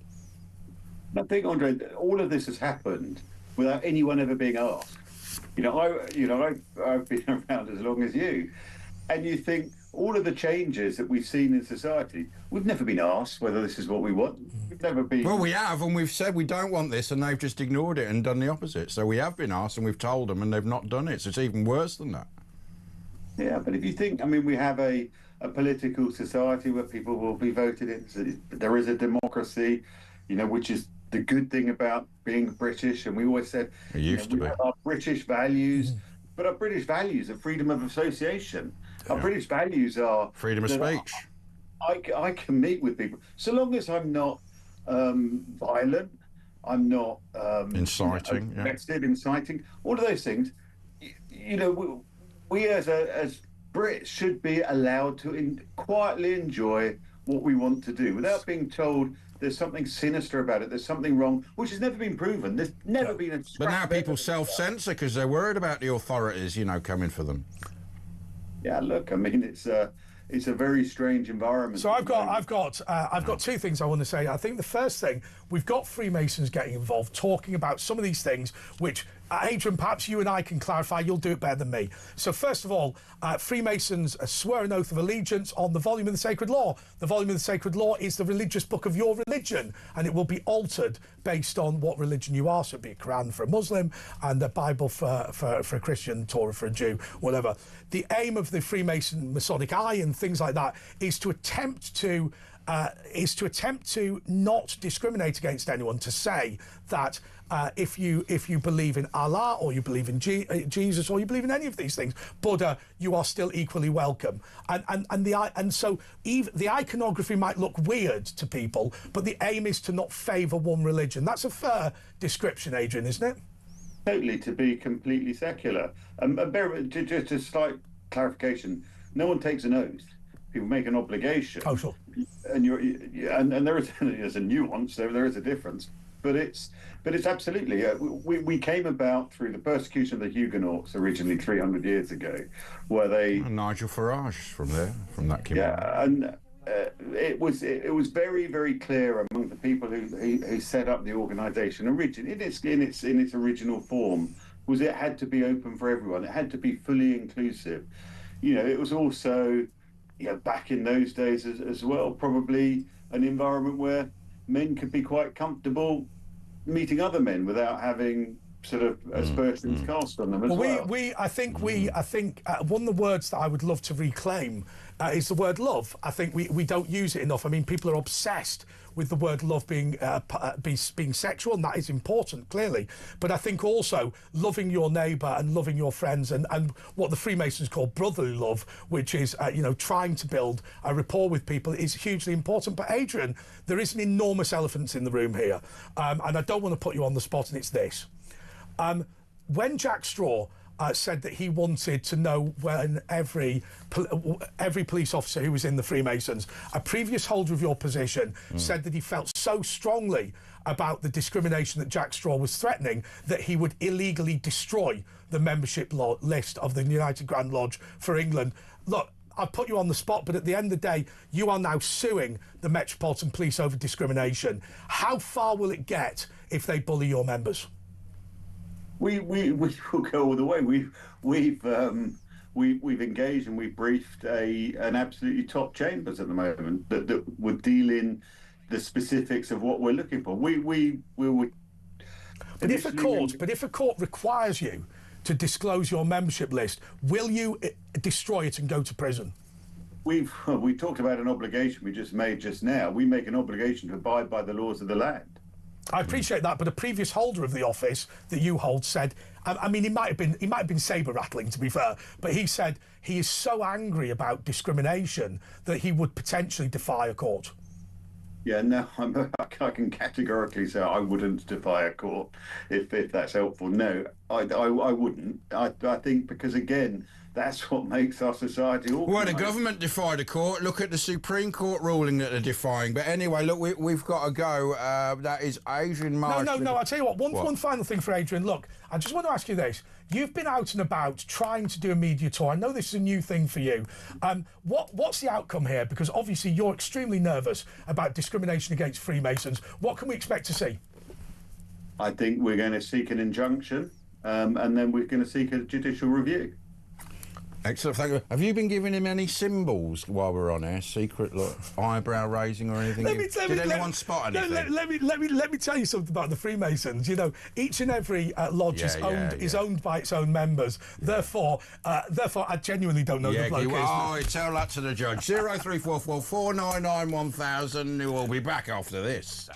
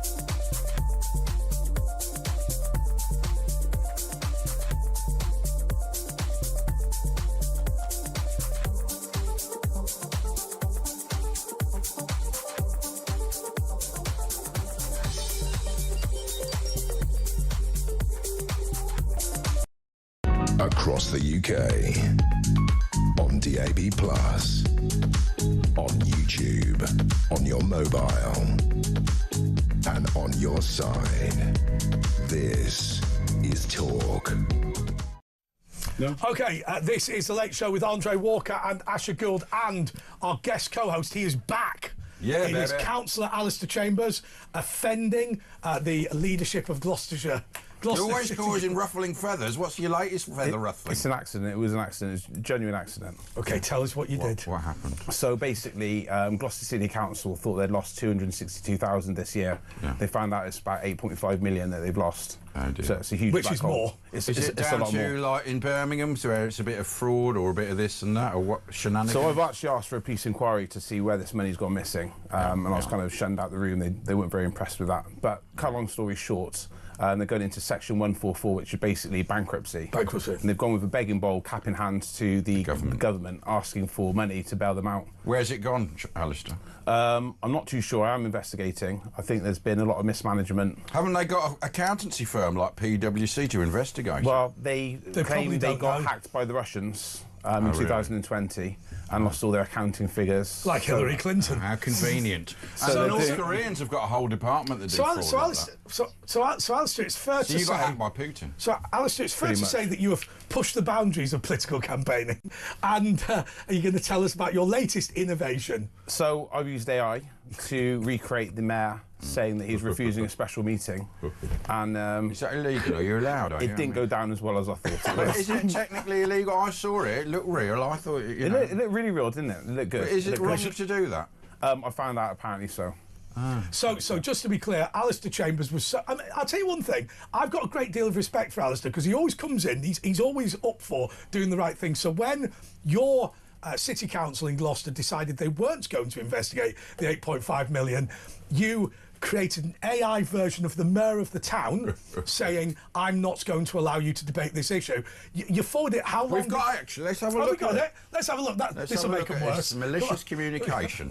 Mischievous communication. We're just going to get it ready. Okay, so just to be clear, Alistair is in trouble for showing this video, so let's show it to the whole world. But we're admitting, no, this is not real, this is AI, but just a bit of mischievousness. Is it ready? Press play on the Betamax. It's the one, the Sanyo.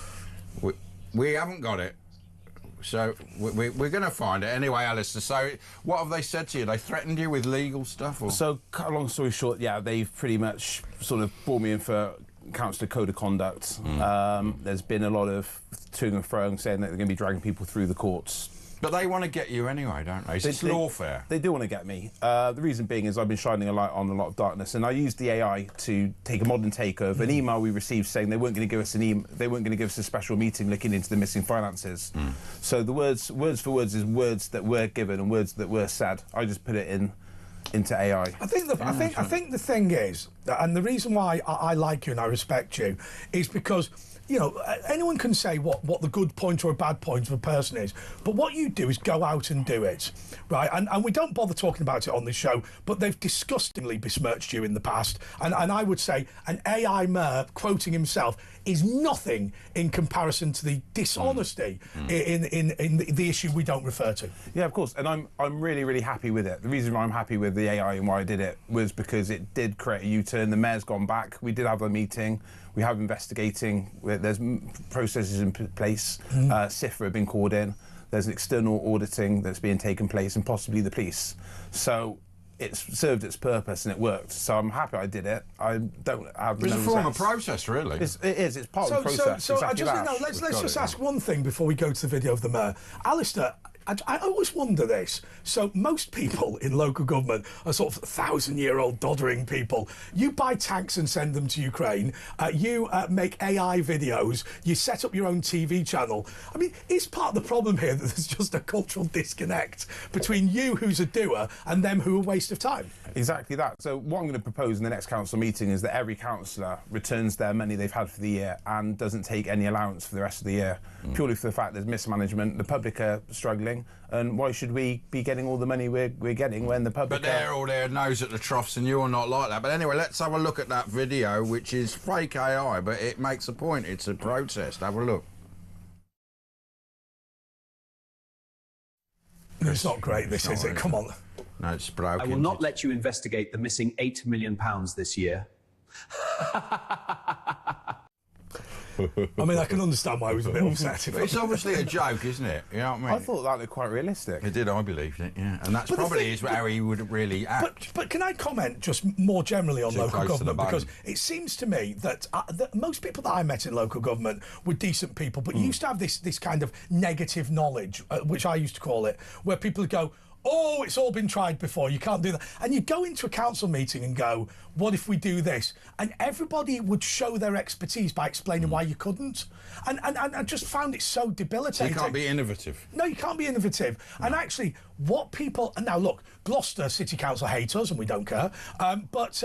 But what they seem to do for a living is object to what Alistair Chambers is trying to do. You make the running. And my argument would always be, well, wouldn't it be worth having 20 or 30 people like you? You can all fight like cat and dog, but actually what's happening is there's one or two people that actually do something, and the rest are all just sat there being offended by it.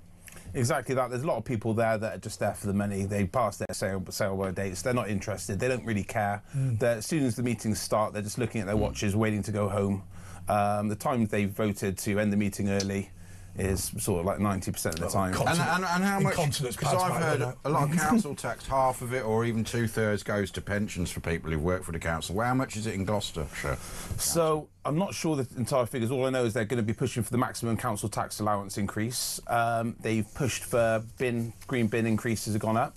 They've cut concessions for people with disabilities and people on benefits. Disgraceful. Well, for the people with the actual proper disabilities, not people swinging the lead. That's, no, of course. That's where the problems are. That's exactly right. And people on low income have had their concessions cut with benefits. So, yeah. And there's another thing, Alistair, and I don't want to be specific, but we've been talking about the fact that there are these cancellations of local elections. One thing, the abolition of jury trial. The police coming down like the Gestapo politically. It's fair to say, and I would openly say this, and if anybody challenges me, I'm happy to defend it. You are somebody who has had an enormous amount of hassle, and what I mean by that is people who are politically angry with you, who could stand up and disagree with you, have instead used their political power in local authorities and whatever to attack you. How worried are you about the state of democracy? Because not everybody is as belligerent as you, and it just worries me that if it takes your personality to be able to do something against the weight of all this, how many actual decent people are ever going to be able to be involved in local government? Not many. In the last meeting, I actually had an email come through from the monitoring officer, which is the legal person that acts for the council, warning me that if I mentioned officers' names in the council meeting, I was going to be taken to court. I've got that email. Is that allowed, though? Shouldn't it be open in the chamber? It should be open, but I've got that email in black and white. Do you not have privilege in chamber like you do in Parliament? You should have. You should be indemnified and you should have privilege, but apparently not. If I mentioned said officers' names in the council meeting, I was going to be taken to court. I'll tell you what you could do. That'll really upset them. This is a bit that people forget about local government. Every single power of local government is held by the council itself, in general terms. And so what you do is devolve them to officers. What you do is just put a motion to remove that officer's powers and take it back to a direct vote of the council. So you go, Bob Jones in their capacity as a school inspector, now the entire council will inspect the schools and will vote on our views on it. Don't do that, because if you've offended them so far, you're really upset. But actually, tell us a little bit, and I know it's a bit late, but tell us a little bit about these monitoring officers, because I remember when I was in local government, this lady invited me in and she said, Andre, I'm very concerned about your relationship with the councillors. Well, given that I'm their political advisor, I mean, I would hope it would be relatively close. She said, from now on, all political advice that you give to your members will go through me. And I said, hey, honey, that's not going to happen. And she said, well, I'm very concerned. Why'd you call her honey? Hey, honey, Benny. Hey, honey. Yeah, to offend her, obviously. obviously. Well, yeah, you're the Fonz or something. I thought, hey, honey, that's not going to happen was quite a good line. Honey, Benny, baby. But she said, I can instruct you to do it. And I went, I don't care. Yeah, monitoring officers are basically they're the council's guard dogs. They're just there to make sure that the public really don't have their say. Democracy's curtailed, people are silenced, and that's what it is. And you're literally scared because it's their free legal officer that's. And what often happens in my experience is this: councillors get elected, and this is going to be a big thing because I know you're not a member of Reform, but Reform are going to come in, and the Green Party are going to come in. If we have elections, there's going to be a lot of churn in councils, and what will happen is exactly what happened to you, which is this: people will come in and they'll say, I want to do this, and then there'll be things like this low level, you might get judicially reviewed, or the other one that they love, which is this: we've had a complaint about you, we want you to come in and discuss it. You still go, I wouldn't bother if I was you, because you paper the wall with the complaints, but okay. But then they go, even though you've not broken the rules, we think nonetheless that you should insert whatever. You know, it should be, you should take some training, or you should apologise. And what they do is they weigh you down with these constant complaints instead of saying there's no case to answer. And I'm going to. The process is the punishment. Yeah. So here's what happens: if you make a complaint about this show and you're talking garbage, Asher and I never told. Because the compliance office here will turn round and say we are not going to allow people who are vexatious to take the mick. Yeah, no, that's a good point. But what we're going to do? How are we going to change it? How would you change it, Ash? Well, let's all think about that and come back and regather together in 2 minutes. And when we come back, we're going to repeat that video of the mayor just to offend him even more. And we will be reviewing tomorrow's papers today. But give us a ring, 03444 99 1000. We've got Alison Chambers, as an independent councillor from Gloucester City Council, and spilling the beans on all this. We'll be back in a couple of minutes.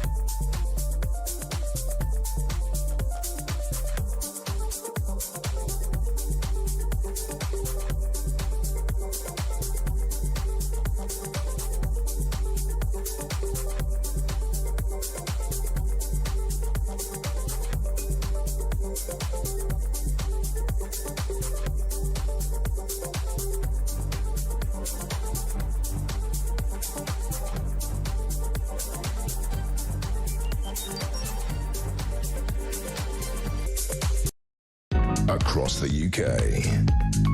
On DAB+. On YouTube. On your mobile. And on your side. This is Talk. This is Talk, and this is Andre Walker and Asher Gould and Alistair Chambers. Alistair, I know this is meant to be the paper review, but I think we've given up a little bit. We'll get some in a minute. Look, you are a councillor, but actually the reality is the most important thing about you is that you've been a humanitarian aid worker for Ukraine. Obviously, you know, it's a fluid situation. I'm not so concerned about the politics because I think the leaders will negotiate what they negotiate. What's your update on Ukraine in terms of where do you see it? I just literally landed with Joel, that's survived with me in the studio, and we came back and it was the hardest night Kyiv's ever had.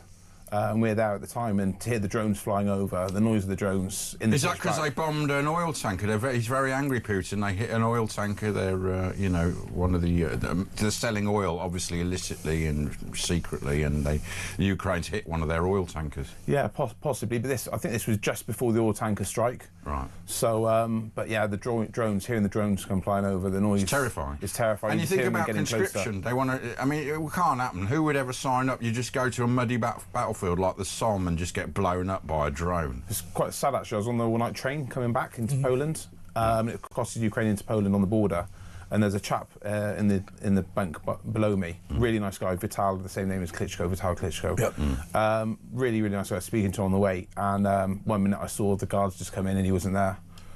And he was just trying to leave the country, obviously, to be safe. Oh, and because he's over 16, you're conscripted? I think he's, yeah, I don't think Oh, yeah, exactly, well, if you go to what we called codename Hebron, the place that we used to cross over, you know, you will need to demonstrate that you are not of military age and you're not Ukrainian in order to leave the country. You can't go to Poland if you are of the inappropriate age. You're sort of press ganged in. Sadly, he got just taken away, yeah, I haven't seen him since. Have you tried to communicate with him? No, I nearly met him on the train, but he got marched off the train at the border crossing. I think the one thing, and I don't want to put words into your mouth, Alistair, but I've done nothing compared to you. I've helped out a tiny little bit, but I always got the impression with Ukraine that much as they appreciate your help and they're your friend and they're hospitable to you, they are very much in charge. And they if there is a rule they've got on X person or Y person not being allowed in or out of the country, it's not that they will be rude to you, but they will very clearly enforce it. And I think a lot of British people say, "Oh, it's a bit of a free for all." It's not. You will do what you do to help, but it is their war and they are in charge. For sure, it's very strict on the border crossings, especially, but only because people are using like humanitarian aid as a reason to bring product in and try and get it in tax free. So there is loopholes people are trying to use to jump through and avoid tax.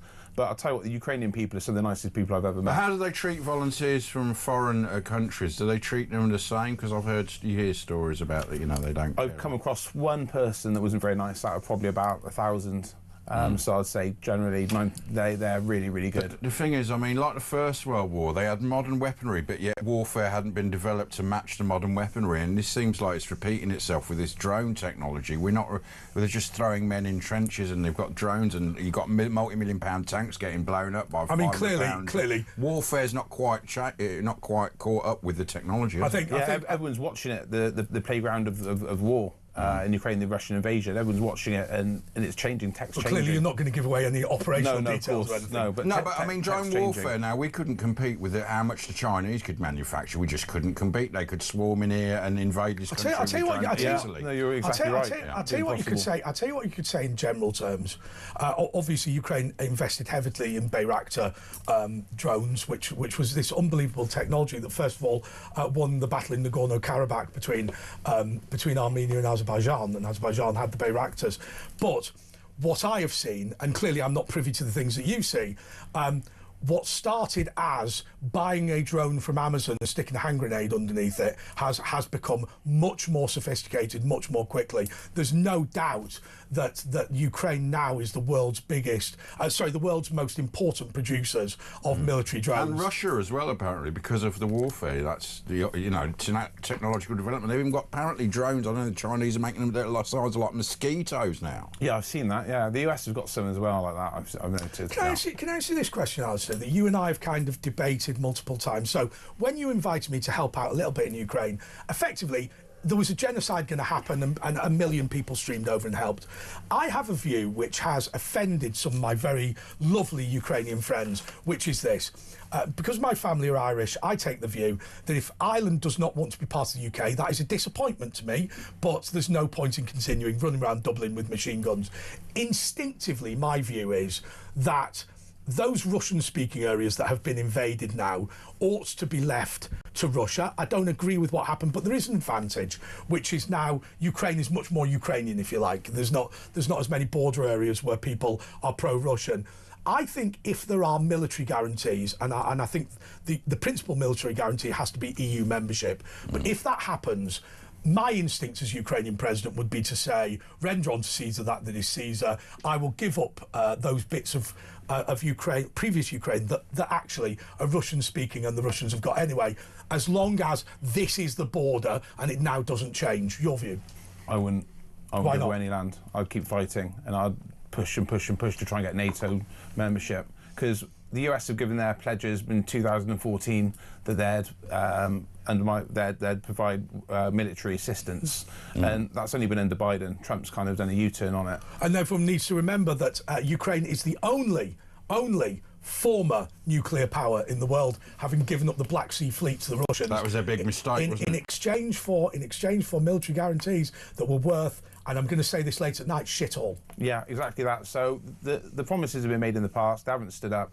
I think the only way for Zelensky and Ukraine to be able to honour a peace process would be if they're given NATO However, and by the way, hey, we can do geopolitics. Screw you, Times Radio. Yeah. One thing I will say is that if you look at President Sandu of Moldova, there's this little sliver of Moldova called Transnistria, and basically the EU have turned around and said, if you can resolve your border dispute with Russia, you can join the EU. And what Sandu said, it's a dump anyway, keep it.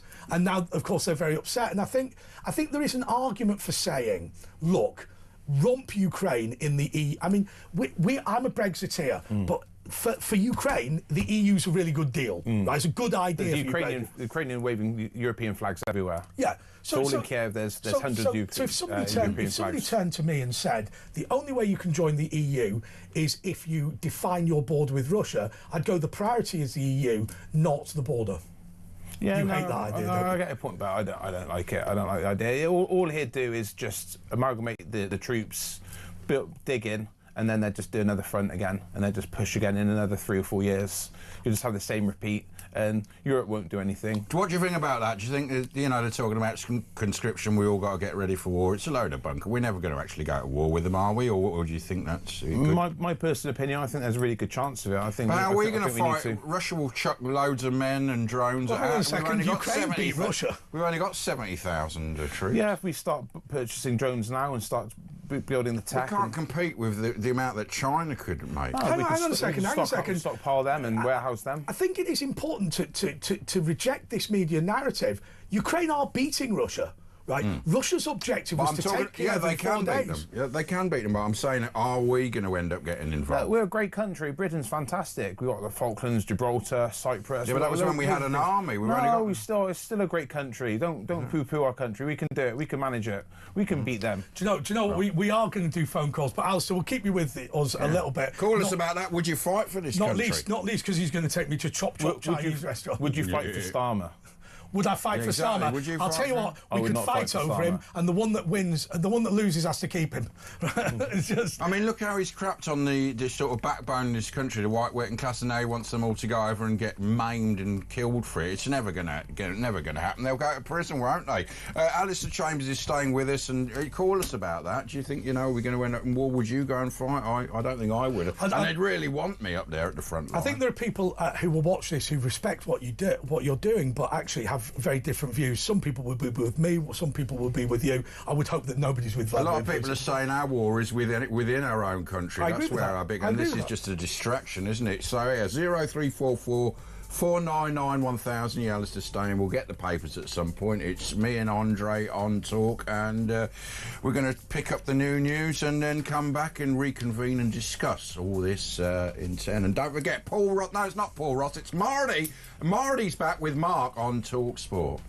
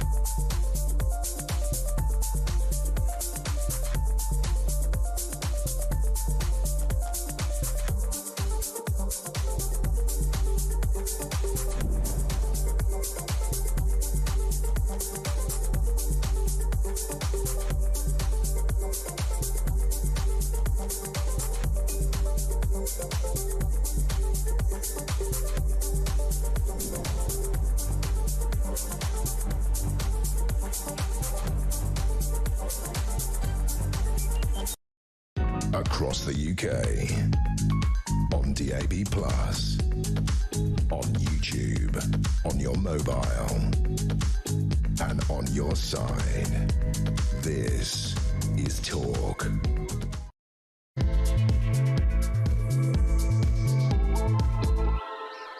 Yes, this is Talk, and I want to congratulate our producer Matt Thornton for coming up with, without question, the best idea of. What is it? Yeah. What's we can't tell you what the idea is, right? It's an in-joke, right? You know, even a stock clock is right twice a day. Okay, look, we've got the front pages, we've got callers, and we've got Councillor Alistair Chambers. What could be better? But just before we go, no, I'll tell you what.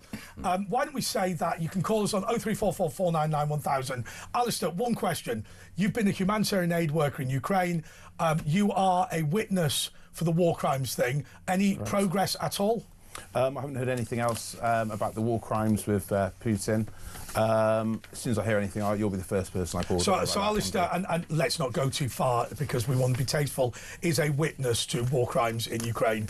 To be fair, the Metropolitan Police has set up a war crimes investigation. I remember when I went through the airport and I came back from Ukraine, they had signs up in Ukrainian saying, if you witness war crimes, but it's just not going anywhere, is it? So can you not talk about what you've seen? Basically, it's a bombardment of an attack on a first aid post. Christian marked up cross. Right, yeah. I mean, we've seen they've bombed shopping centres with children written on the top. And yeah, they mocked children and they attacked it. So I think the thing that upsets me more than anything else is the fact that the whole thing should not have happened. Look. If Vladimir Putin was in Britain, he'd be in prison. I think Zelensky probably would as well. But I'm like, they're both crooks. My mate is Ukrainian, who you know, is strongly of the view that in Eastern Europe the standard of governance is not even as good as Gloucester Town Council, which is a low bar.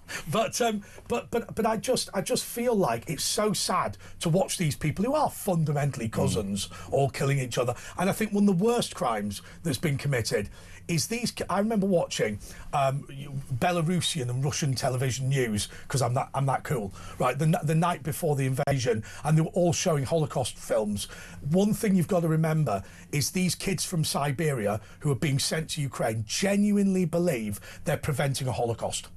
That is what they get told. If you look at the TV, they say, look, you know what? Lublin, all these areas, that is where the Holocaust happened before. That's where the genocide They happened. always back the Russian leader, though, do they? Yeah. They want a Stalin.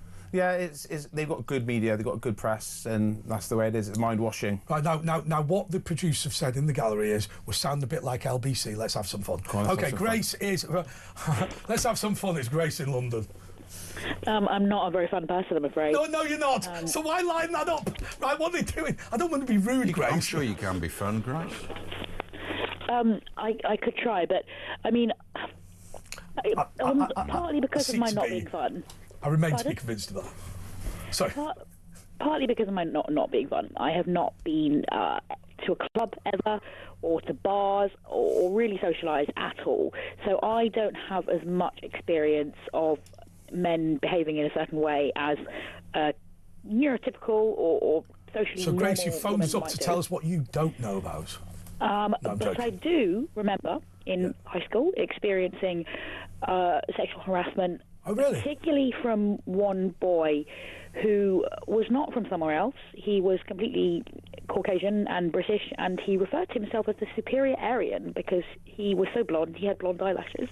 So that's a reasonable question, and this relates back to what we were saying earlier about failure to engage with young people. So we've said on this show on multiple occasions that I don't know exactly what Nigel Farage said at Dulwich College. I am strongly opposed to banter, even if it's bullying in schools being repeated when you're 60 years old, because I think that makes schools bad. But the Aryan, master race person or whatever he called himself, what's your impression as an older person about why we had failed to teach him properly about social interactions with people? Right, yes, it's a combination of things, and I think one of the things that often happens in politics is you get one party saying, oh, it's this thing, and another party saying, oh, it's this thing, and actually it's a combination of things, and they're both wrong and right to differing extents.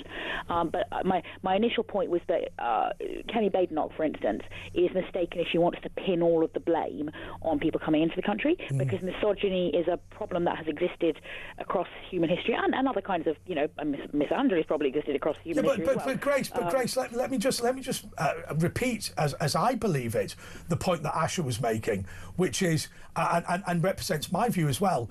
When we're telling you this story about 11-year-olds having anti-misogyny lessons, we believe that misogyny is not increasing. We believe that young boys are being bullied by teachers. Now, we might be wrong, but remember, we didn't run that story because... Well, I think it is increasing, Grace, because people coming from other cultures, and it does matter, because people say, oh, we've got our own, misogynist, but we're bringing in people from cultures where it's much more likely, on a case, on a statistical level, that they're going to be a lot more hate of women. They're going to hate women a lot more. Again, I think it's a combination of things. It is true that our culture has been influenced by the teachings of a particular role model, a particular man who taught that we should be respectful to others and love our neighbours. And Jesus was unusually respectful of women for his time and setting. Yes. And later in the New Testament, it says, there is neither man nor woman, we are all one in Christ Jesus. So actually, although plenty of people have misappropriated Christianity in their attempt to be sexist towards women, in fact, historians like Tom Holland have pointed this out, Christianity did help to bring about the more egalitarian society that we have, and some other cultures haven't had that influence.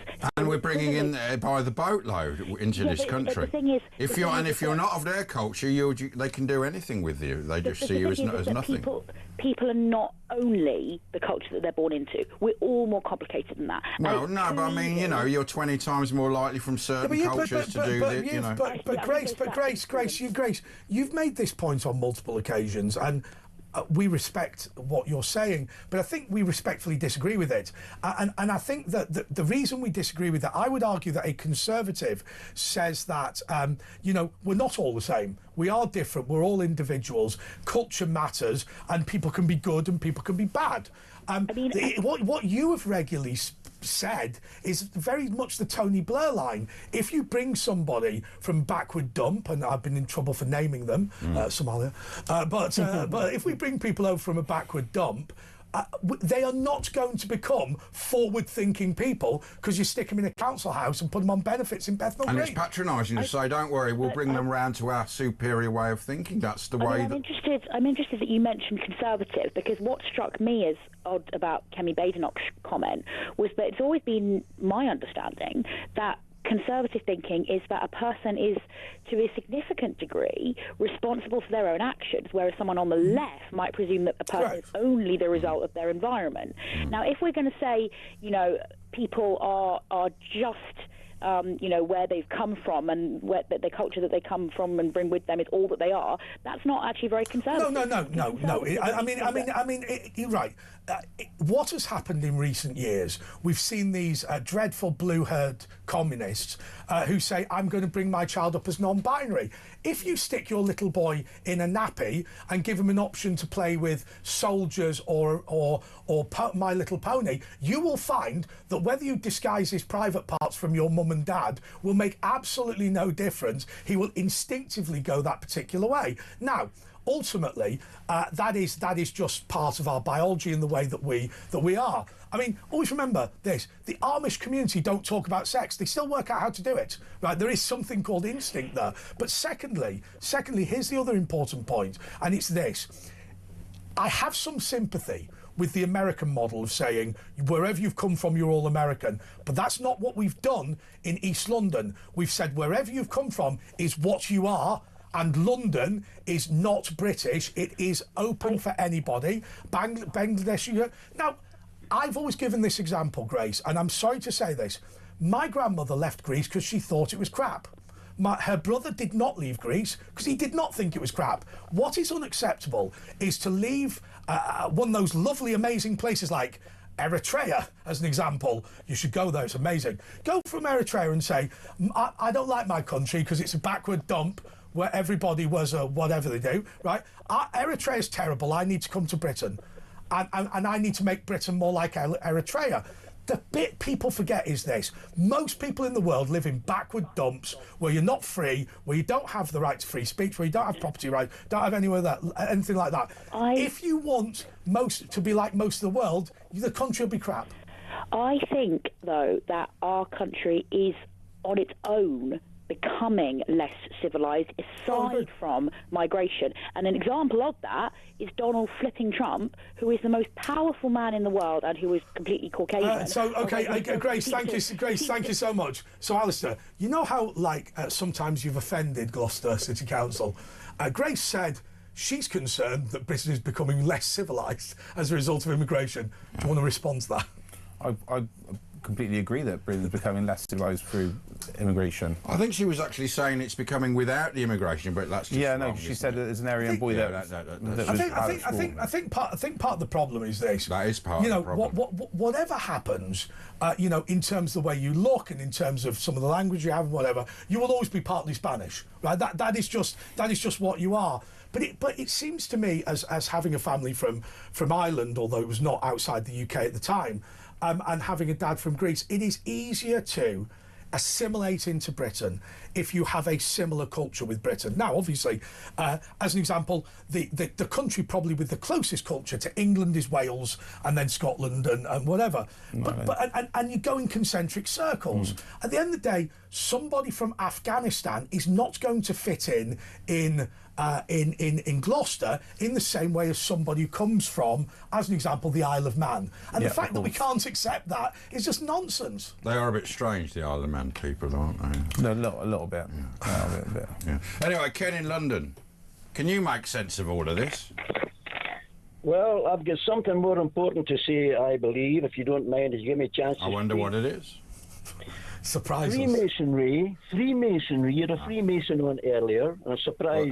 Well, Andre's one directed Freemasonry, can you please let me speak? You always butt in. I'm sorry. Freemasonry is a deceptive cult.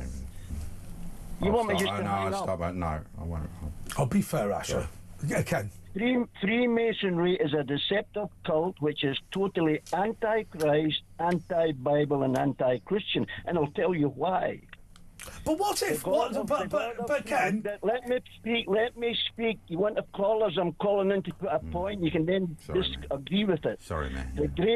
The The false god of Freemasonry is called Jabulon, the great architect of the universe. Jabulon. He is actually Satan. The name Jabulon comes from three names: Yahweh, the God of Israel, the God of the Christians, Baal and Osiris. Both of these are pagan gods. Freemasonry is a deadly religious cult. But what if they say? What if they say in response the following thing? So it is not antichrist. It is without Christ. And let me explain what I mean by that. So by the way, Ken, you are welcome to say that they're wrong to do this. But I think what they would say is, look, what we have sought to do is have a time for reflection away from organised religion. And so, obviously, any iconography we have doesn't depict any particular god of any particular faith. So in that sense, they do not promote Jesus. But at the same time, they don't promote Buddha or Allah or... But you have a hodgepodge of the Star of David and you have a sort of hodgepodge So I guess my question, Ken, is this. If I were to say to you that it is not antichrist, but it is without Christ, would you still object? Of course I would. It's antichrist. Listen, Andre, Freemasonry falsely teaches that all religions are equally valid paths to God. This is a direct contradiction of Christian beliefs. This is what Jesus said. This is what he said. Jesus said, very dogmatically, I am the way. But Ken, I'm going to push. Ken, I'm going to push back on this. You're butting into. You can't even let a person explain. Oh, come on! I give you loads. Can I say something, Ken?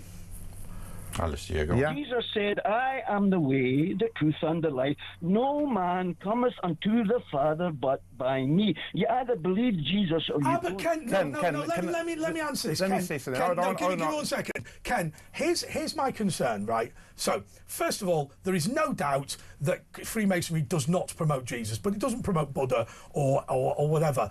But neither does Sainsbury's, right? So why does it matter that Freemasonry doesn't promote Jesus? Because Freemasonry are worshipping a false idol, Jabulon. They worship the god Jabulon. Shall I tell you something, Ken? Shall I let you a little secret, Ken? Sainsbury's have banned Ken, let me let you into a little secret really quickly. I'm a Catholic. I attend the church today, funny enough. I attend Mass regularly. I love Jesus Christ. I love Christmas and I love Mary. And I'm a Freemason. How about that, Ken? But he's not keen on Catholics. So you follow Jabulon as well? How about that, Ken? You follow Jabulon. You're a Jabulon. I don't follow Jabulon. I believe in Jesus. And to be a Freemason, I signed in on the Bible to be initiated. Freemasonry is not based on the Bible at all. Freemasonry. No. I initiated into on the Bible, Ken. But listen. If you don't mind me saying, the Jabulonic Bible. Freemasonry and its inner secrets involve the worship of the great architect, who actually is Satan. Do you hear what I'm saying? This is a dangerous cult. Andre's admitting it. No. There's no doubt. There's no doubt that Ken is right in this respect. So when Freemasons talk about what they call the supreme being, they talk about the great architect of the universe. But the purpose of that is not to call it Buddha or Allah or God or any of that, so everybody can be involved. Now, I don't disagree with what Ken's saying. There's no doubt if you go to a Masonic lodge, you will not be taught to follow Jesus Christ. My grand architect is Jesus Christ and God. And mine too. Yeah. That's who my grand architect Ken says is God. God's the architect of the universe. Do you know what Jesus said? The declarations of Jesus are wonderful. He said in John 10 and John 14, he that has seen me has seen the Father. Ken, have you been into a Freemason lodge? I think that's unlikely. Have you taken part into Freemasonry? No, I would. So you're only just going off everything you've gone on the internet and don't knock it till you've tried it. Don't knock it till you've tried it, Ken. Yeah, follow the lead of Jabulon. All right, I'll tell you what we're going to do, just because we had the Grand Secretary of the United Grand Lodge for England on earlier, just to clarify something in terms of Freemasonry. So first of all, Ken is absolutely right. If you join a Masonic lodge, you will not be told to promote Buddha or Jabulon. I don't know. No, he says you will like Jabulon.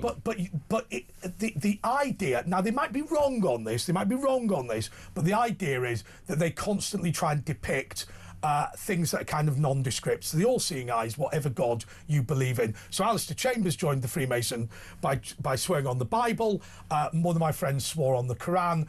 Some Jewish people swear on the Torah. And by the way, you know, when Jewish people join Freemasonry, because kneeling is not a thing within the synagogue, if they swear on the Torah and wear a skull cap, they stand up. So the aim is to respect your own religion. However, there is no doubt that if you go to a Masonic lodge, you will not be taught about Jesus.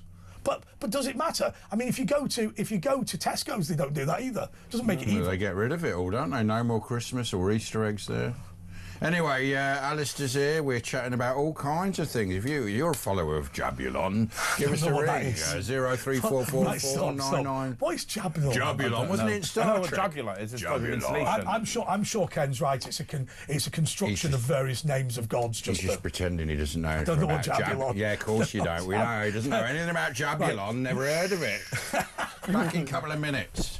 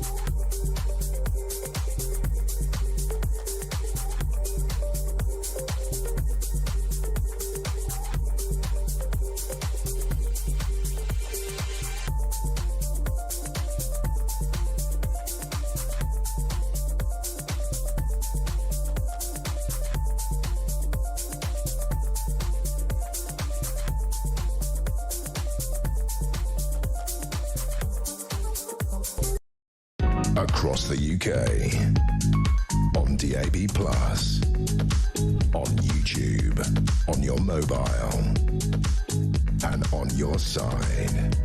This is Talk. What is Jabulon? We're trying to find Jabulon. What is Jabulon? This is the Late Show with Andre Walker and Asher Gould, and our guest co-host this evening is Councillor Alistair Chambers. And given that we're trying, oh no, that's he won't tell us. Look, Jabulon. Look, everything we've said so far is now in my AI thing, trying to. Okay, let's just. Georgina in London. What's up, Georgina? Oh, nothing's up, and I want to wish all three of you the happiest of Christmases. Thank you very much, and you too. Christmas! Oh. No, she didn't wish you like Christmas. No, there was just the three of us, not you. Yeah. You weren't involved. Why get involved? Wonderful. That's wonderful. I've been listening to all the conversations this evening, and I was listening to what they were saying about misogynistic little boys. Now, I've had quite a few little boys. I've had 4.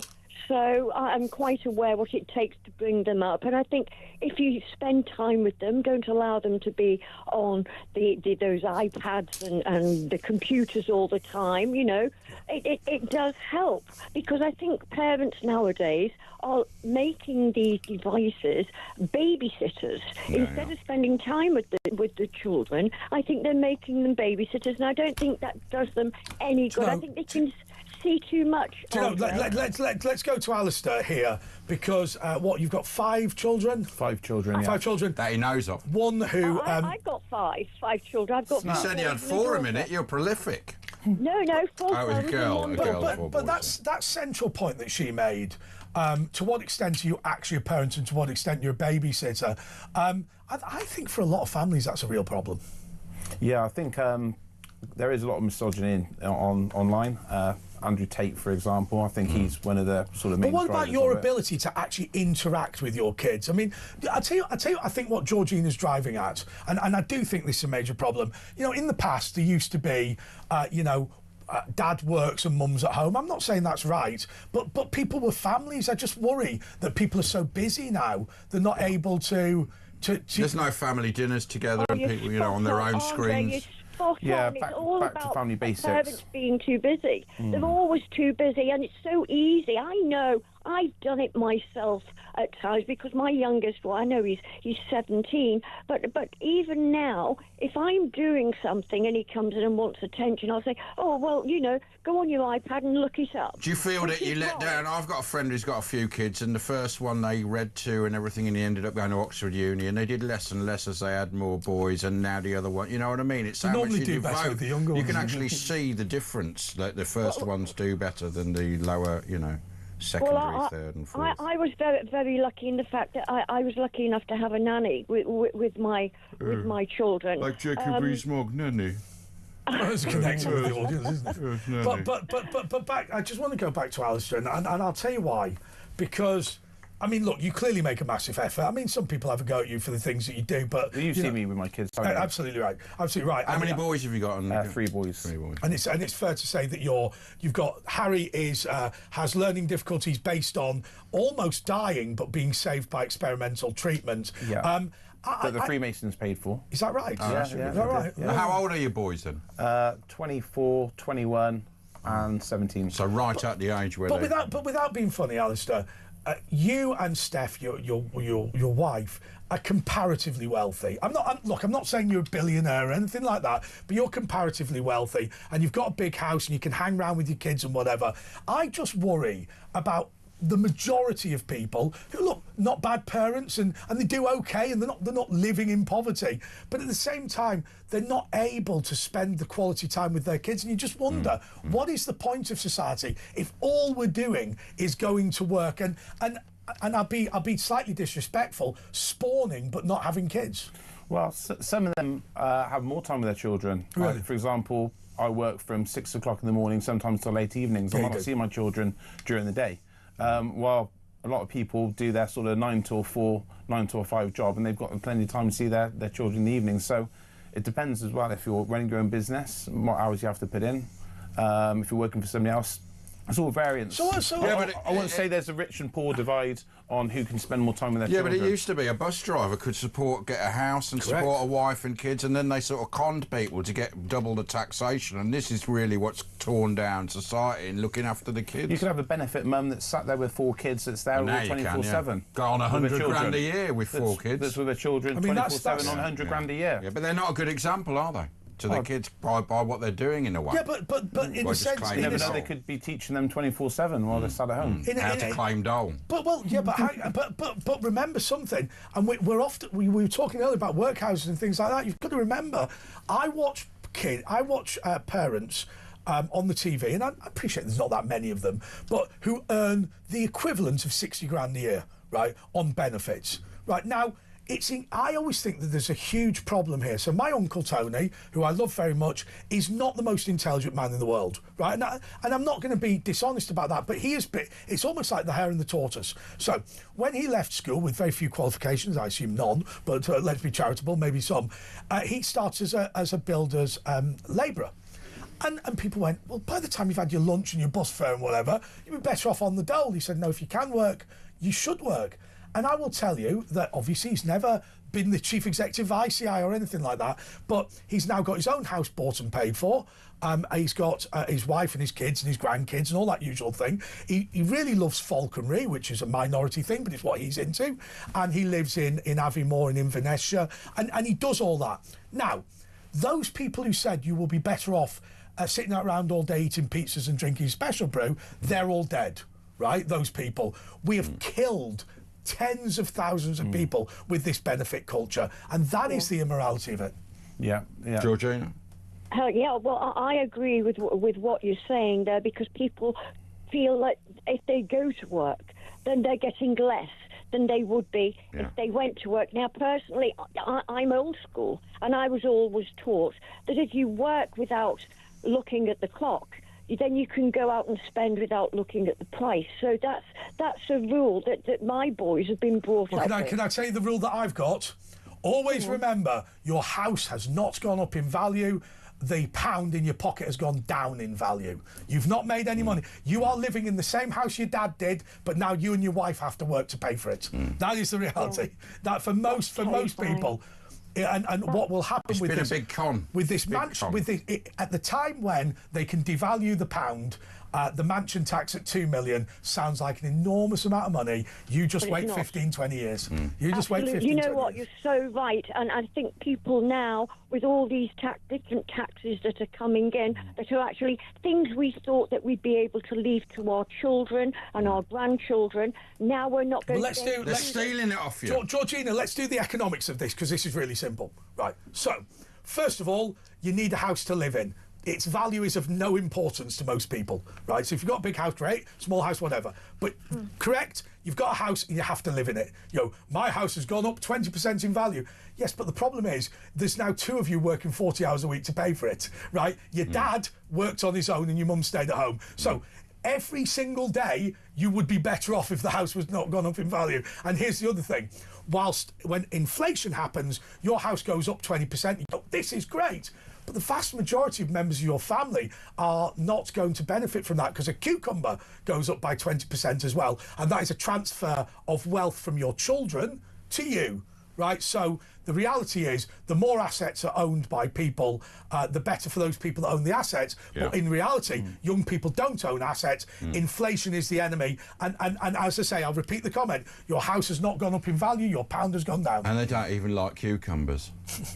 which is ludicrous, really. Yeah, ridiculous. Well, the thing is that the government's giving with one hand, so you think, and taking away with the other. So you're I think that's getting charitable. nothing. It's not going to last, You're is it? getting nothing. And can I also say, I mean, I have a very, very old uncle. He's in his late 90s now, and he has been a Freemason for the majority of his life, and he will never talk about the Masonic Lodge. He's never spoken about it. About Jabulon. I wouldn't know what Jabulon was. Well, hold on, because Neil McCarthy says, according to Masonic historian Arturo de Hoyos, the word Jabulon was first used in the 18th century in early French versions of the Royal Arch degree. Jabulon. Just to be clear, Thanks, Georgina. just to be clear, I am a member of the Royal Arch of Jerusalem. What is it, the Holy Royal Arch of Jerusalem? I will tell you that I've never heard of Arturo de Hoyos. We don't believe nor has Jabulon. He prays to Jabulon in the prayer room every day. It's Talk TV. Alison Chambers is here, councillor, independent councillor at Gloucestershire Council. It's me and Andre, and your call 03444991000. Back with more Jabulon talk after this.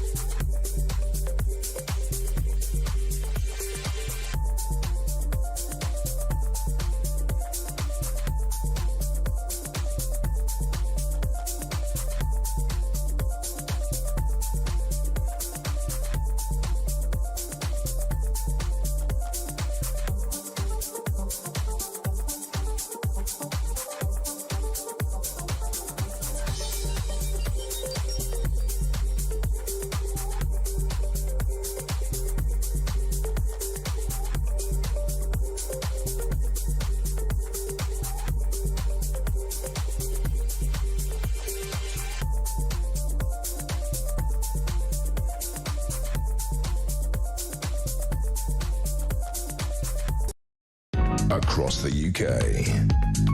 On DAB+. On YouTube. On your mobile. And on your side. This is Talk. Gould tea, Gould tea. That is the Jabulon song. We've been worshipping Jabulon Merry here. Christmas, Jabulon hat. Yeah. Jabulon. This is the Late Show, not with Jabulon, with somebody, to be fair, who lots of people on the left in this country think is worse than Jabulon. He's Councillor. That's a bit harsh. That's a bit harsh. Anyway, give me the hat if you're not wearing it. Yasmin the witch, she's going to know all about Jabulon. Well, who's Yasmin, Jabulon? and she's got some predictions, but who is Jabulon, Yasmin? Is Jabulon real? Jah is the African god, isn't it? I don't Yeah, but know. we're not talking about Jah, we're Jabulon. I mean, I don't want to be disrespectful, but I think an organisation founded in Britain in 1717 is and has the king as a member in those days is unlikely to be worshipping African gods. It's just a guess. What about? Hold on a minute. What about Hiram Abiff? Hiram Abiff, yeah. Who's that? He was. He is the first architect of the Temple of Jerusalem. Was he? He was black. What are you on about? Yeah, but he wasn't a god. Jerusalem. No, but he was an architect. Where Jesus was born. He was the head architect. Was he? Yeah, but he wasn't a god. The point is, I think there's a big difference between telling the story of somebody and worshipping somebody like a god. I mean, the number of women that... No, I'm joking. You don't know who Jabulon was, do you? Listen, can I just say something? It doesn't matter who Jabulon is or what the... Why does no one know who Jabulon is? Or what the Nathans believe in. The fact is, what I'm looking at is a more insidious thing that's happening with this government. Okay. I feel they don't want people gathering together, i.e... Yeah, they tried to ban it from pubs, didn't By the they? way, Jasmine, before we go any further, Councillor Alistair Chambers, that's what's called squirreling. What you do is you go, Jabulon's very interesting and so are the Masons, but let me tell you something else interesting, the issue I was going to talk about anyway. That's what's called squirreling, where you managed to get it round to your subject. So, Jasmine, the teenage witch, you had phoned up in order to talk about people being banned from gathering in public places. Explain. Well, I believe there's an insidious thing that's going on, which is the breaking up of the community of Britons. Yes. To break up I'll just say it the way I see it, the English people. In other words, they don't want pub gatherings. They want to nosy into private clubs, which the Masons is. They've got the Fabian Society ruling Britain, and they've also got Chipolata Dick Starmer flipping nosing into everything and putting loads of taxes on people. But he'll be gone. And banning juries and elections and putting political opponents in prison. I mean, there's no doubt, Yasmin. You must be a follower of Jabulon. There's no doubt, Yasmin. There's no doubt. Look, it doesn't matter how generous you're being to Keir Starmer. When you put together the list that Yasmin has put together, look, there is only one direction of travel. Increasing police powers, ID cards, abolition of independent courts, getting rid of juries. Chipolata. All of these bans on this and college of policing that and non-crime hate incidents and banning of elections. Look, if you want to phone this show and tell me that the direction of travel is towards freedom, I'm welcome. I'm happy to listen. But Yasmin, I don't think you're a conspiracy theorist. No, I just don't. everyone agrees with you, The Yasmin. way I look at it is this: when I look at Starmer and the Labour government, they're all terrified of reform. They're all terrified of independence, such as Alistair Chambers. And by the way, I'm glad you've got so much integrity, Alistair. It's Christmas. And everything you're doing for Ukraine is amazing. Thank you very much, Jasmine. That means a lot. Thank you. Mince pie. I'd like to ask you a question, Alistair, please. Yeah, go for it. How are the Ukrainian people doing, the older people? Have they got enough food? Have they got enough help? How are the people that can't move out of Ukraine doing? They're very, very hardy. They're very strong people. They sort of come in together. A lot of them have stayed in their homes because they're scared of moving out. They've got nowhere to go. They've got no money. They're on the poverty line. Is there any charity that you use that you can send things to Ukraine? There's a lot of charities out there that are on the ground at the moment that go around there, make sure they cook, make sure they clean for them help with food and produce. I'll tell you, Yasmin, what Alistair did, which was an enormous innovation, which I thought was phenomenal. One of the things that was really difficult at the beginning of the war was this whole idea of, if you give money, if you donate something, how do we know where it's spent? And Alistair I don't know if you were the first person that did it, really simple.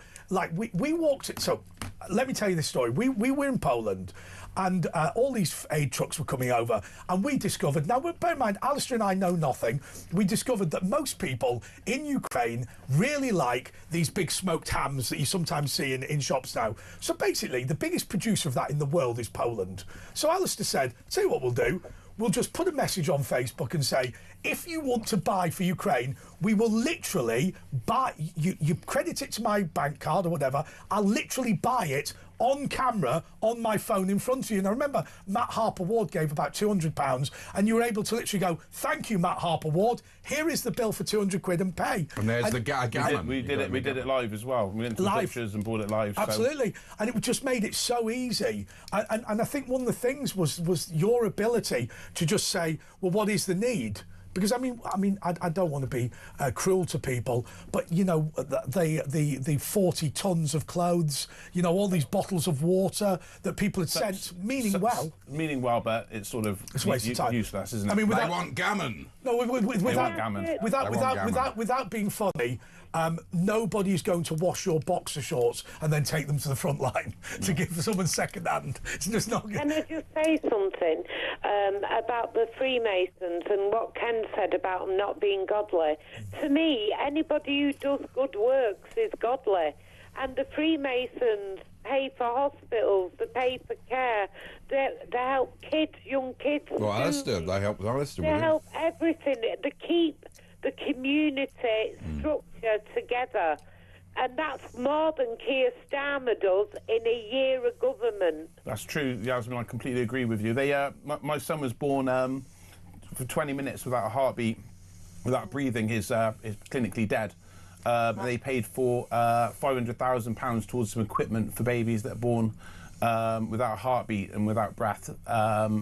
Fantastic. According equipment that cools the brain and cools the body. And it saved your son. And it saved my son. So well, no, actually, they do some good. They do some good my stuff. understanding from watching the documentary, it saved both of you because you said, and I don't doubt this, that had he died, you were going to jump out the hospital window. Yeah, I wasn't suicidal before, but I don't want to go too much into it. No, but sure.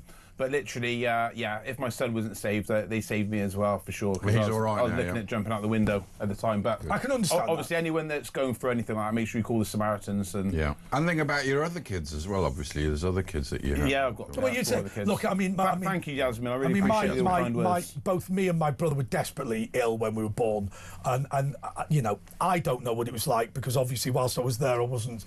I'm not able to recall it because I was a baby. But my understanding was that parents who go through the prospect of their child dying are just destroyed.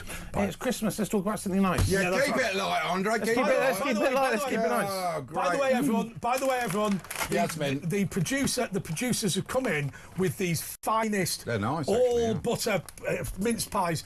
Now, let me just say one thing about this. It's not all butter. There's when you say when you say other pies are available, actually they're not because I demolished 2 boxes of this and 9 Red Bulls. Really anyway.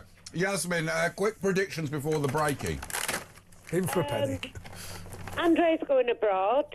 Yeah. He's having a little trip abroad. Next. I think with you, when I'm looking at your energy, I feel as though there's going to be a wedding around Yash. Mazel tov, thank you. And I think it's going to be brilliant. What, my wedding or someone else's? Yeah, you're going to go to a wedding. It's a younger male. A young male? You're going to marry a man? Oh, Matt. I don't know, it's the young male. Could it be Andre? No, if Asher marries a man, I'll give him £1,000. It'd be superb. What, more than that? Especially if you want me to consummate it. Oh, no. Alistair, what about Alistair? What's happening to me, I Yasmin? like Alistair a lot. I feel as though I see America when I look at him. So there's going to be some connection with the... Oh, wow. He's going to have to replace all the military equipment the Americans are not giving Ukraine. Something just came to her. What happened? No, listen, there's going to be a connection with him in the White House because I've just seen Donald Trump. Oh, no. So, I don't know if he's going over to the White House, but there's going to be... We got to get Alistair. He's a great guy. Oh, he's a great guy. He follows Jabby along. Cheers, Yasmin. smart. He's like the BBC. I feel like I need to make a trip to America now. Christmas Day, you two, or not? What? Are you on Christmas Day or what? Yeah, he is on Christmas Eve. All right, you should have a brandy with those mince pies. I'm on Grumpy Old Men on Christmas Day with Mark Wogan and Jeremy Kyle. Brilliant. I wish all the best to all of you. Thank you. Thanks, Yasmin. Merry Christmas. And I've also, got a card and here. also, I will say one thing. We appreciate all of our callers. My dad said to me, and I think he's right about Yasmin, once you start... So obviously, some of her views on spirituality are a little bit minority, but she is a phenomenally knowledgeable person when you get her onto the subject. And also, we're not going to be rude, but what she survived in her life is unbelievable. This is a card from Mary. Hi, Mary. She sends cards a lot. I like Mary. By the way, we put your Christmas decoration in the studio. Wishing you all the joys of a blessed Christmas. Very happy, healthy 2026. Guess what, Asher? I was in Eastbourne at the same time as you. Well, that's interesting. Not the Grand Hotel, though. No, only we're exclusive. Haddon Hall. I can't recommend it, but it was a coach trip. They did their best. Wish I'd seen you. I would have bought you an ice cream if I could catch you. Regular viewer Mary, what she said to you? She Thanks, actually Mary. remembered that I do like a religious Christmas card, so thank you so much. I think Christmas... I got the more lavish card, haven't I? Yeah, but, I mean, you spent half the year saying you're Jewish, so I mean, you're not... Yeah. We'll take a little break. He's Catholic, doesn't count, does it? You have to say penance. We'll be back in a couple of minutes.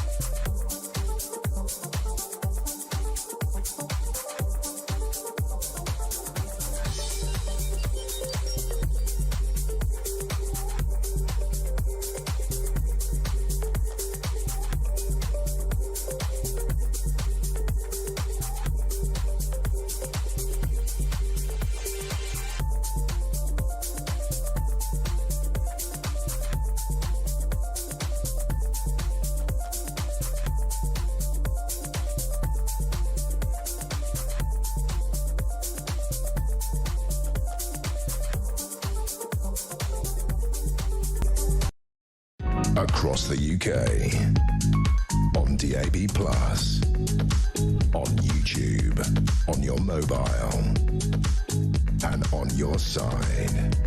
This is Talk. Don't worry, she was a completely dishonest person anyway. Oh, hello, this is The Late Show with Andre Walker, Asher Gould, and our guest co-host is Councillor Alistair Chambers. We're always pleased to see Alistair. And look, we do like him a bit, and he's a good-looking man. He's a Spanish man. You know, he's Spanish. He loves Spanish. Yeah. He loves a bit of chorizo and all that. Love the chorizo. But the main thing is we always go to Chop Chop, which is the Chinese restaurant in the casino in Leicester Square. After we worship Jabulon and consume. Do you know all the numbers of the roulette wheel add up to 666?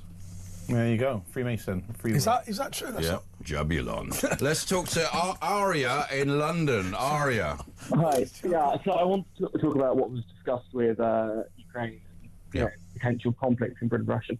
I think I'd make 2 points. So, firstly, you'll be called up, won't you? You sound like a young man. You'll be ready for the frontline action. Well, okay. So here's the thing, right? So in the 1930s, the pacifist movement in Britain was so intense. The Oxford Union famously debated this House would not fight for king and country, and it won on a landslide. And what happened when the Trojans were at the gates, then when the situation on the ground changed, people's thinking about the change. It's very different asking people about a hypothetical conflict. Sure. It's a different society now, though. We were a homogenous society back then. We're totally split now. Who would want to fight for this shower? That's not what I want to talk about, but I would really dispute the idea that we were homogenous in the 1930s. I mean, Cable Street is hardly the sign of a. But we always get that. So look, I take your point, but anyway, we always get this comment. Britain was multicultural. Basically, 98% of people were Christian white geezers, and there were a couple of Jews. I mean, that's basically it. I mean, so I think multicultural and homogenous are different points. If you're going to make the argument that Britain was like had a shared purpose in the 1930s, a shared sense of idealism, I would really. No, I do. But we were all British at the end of the day, when we're not now, are we? You can make a point about sort of internal societal division and within a, let's say, racially, culturally homogenous society. The point I'd make, but the broader point I would make with Russia, I think the real threat is the sort of assault on truth and any sort of shared notion of reality. Yeah. And I think you sort of have to look at actually how Putin came to power within Russia to truly understand the threat that he poses to the United Kingdom. And what you have to the best look from this is Second-Hand Time by Svetlana Alexievich, is that essentially because of the fallen Soviet Union, because there's so little to believe it, instead of trying enforcing your will, pushing it down in the kind of like classic 20th century dictatorship model, what Putin essentially was able to do was create such a culture of cynicism. I mean, it's arguably sort of a postmodern dictatorship, the idea that nothing is real, you can't trust anything. Yes, and what really concerns me is that when you look at kind of literacy in the United Kingdom, when you look at the way in which division is stoked on social media, and just the inherent kind of like facts on the ground mean that we're losing a shared nature of reality anyway. I do agree with that. Let me just put this to Alistair, because there has been an allegation of the Russian security services putting out fake news about you, and essentially what did it say is exactly what this guy's saying, which is we're bad but he's worse, or as bad, and you see this whole, I think the allegation in your case was that you were a fraudster, or I don't know. So there was a Russian asset living in Ukraine. Sure, and which I mean, you don't look like one, but okay. Well, you never know. The reform chap was. Well, they pick ones that don't look like them. But I think Arya is right. Arya is right. What Vladimir Putin's central point is, you can't expect anything good from your government. There is no way you can trust your politicians. I am a lying, stealing, see you next Tuesday. But what I'll do is prove that everyone else is as well. And actually, it is a race to the bottom. And the Russians love a dictator. A strong dictator. So I would say that I've lived in Russia, and I was in Russia after Partygate, or during the kind of like was Boris Johnson. Privyet, mój druk. I speak very sort of basic Russian, but essentially. Can you say "Stojky mój zik"? What were you doing in Russia, Ari? Were you a banker or something? I was on my gap year. I studied Russian at school, and I was trying to practice the language.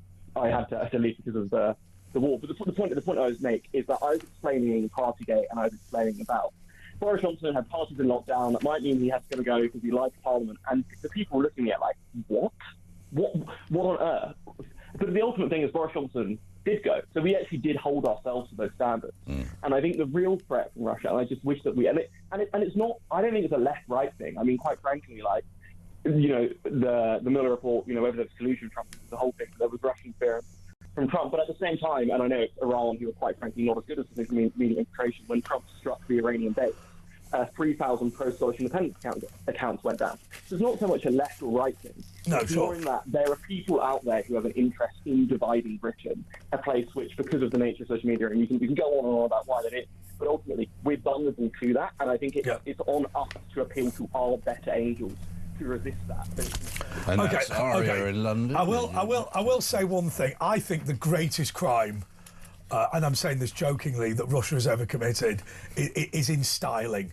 I mean, has anyone said to Vladimir Putin, going round with on horseback, topless, with a cowboy hat is quite a gay with look. his man boobs. He doesn't know.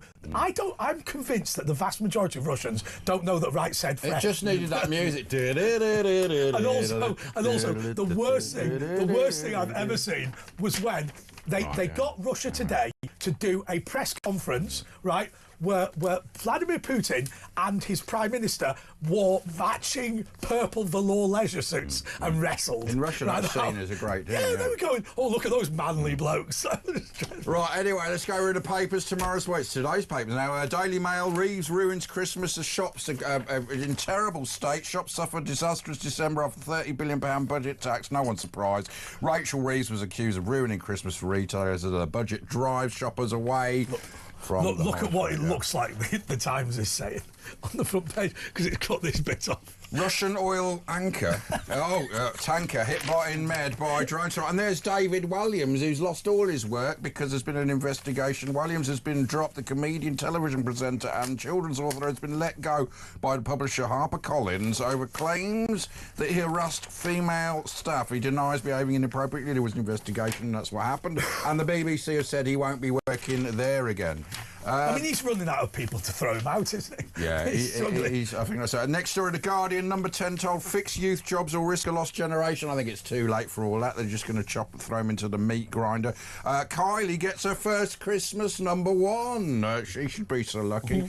Card limit end, £100 limit for contactless payments to be scrapped. So you can go out and find a credit card and go. Let's be clear.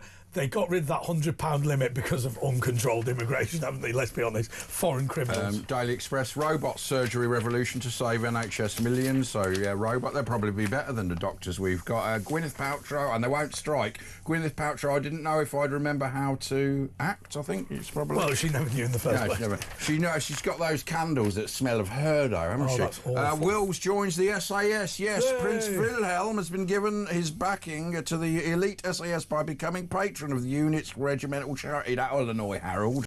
The heir to the throne will lend his name to the SAS Regimental Association. Right, listen, I'm just going to warn you.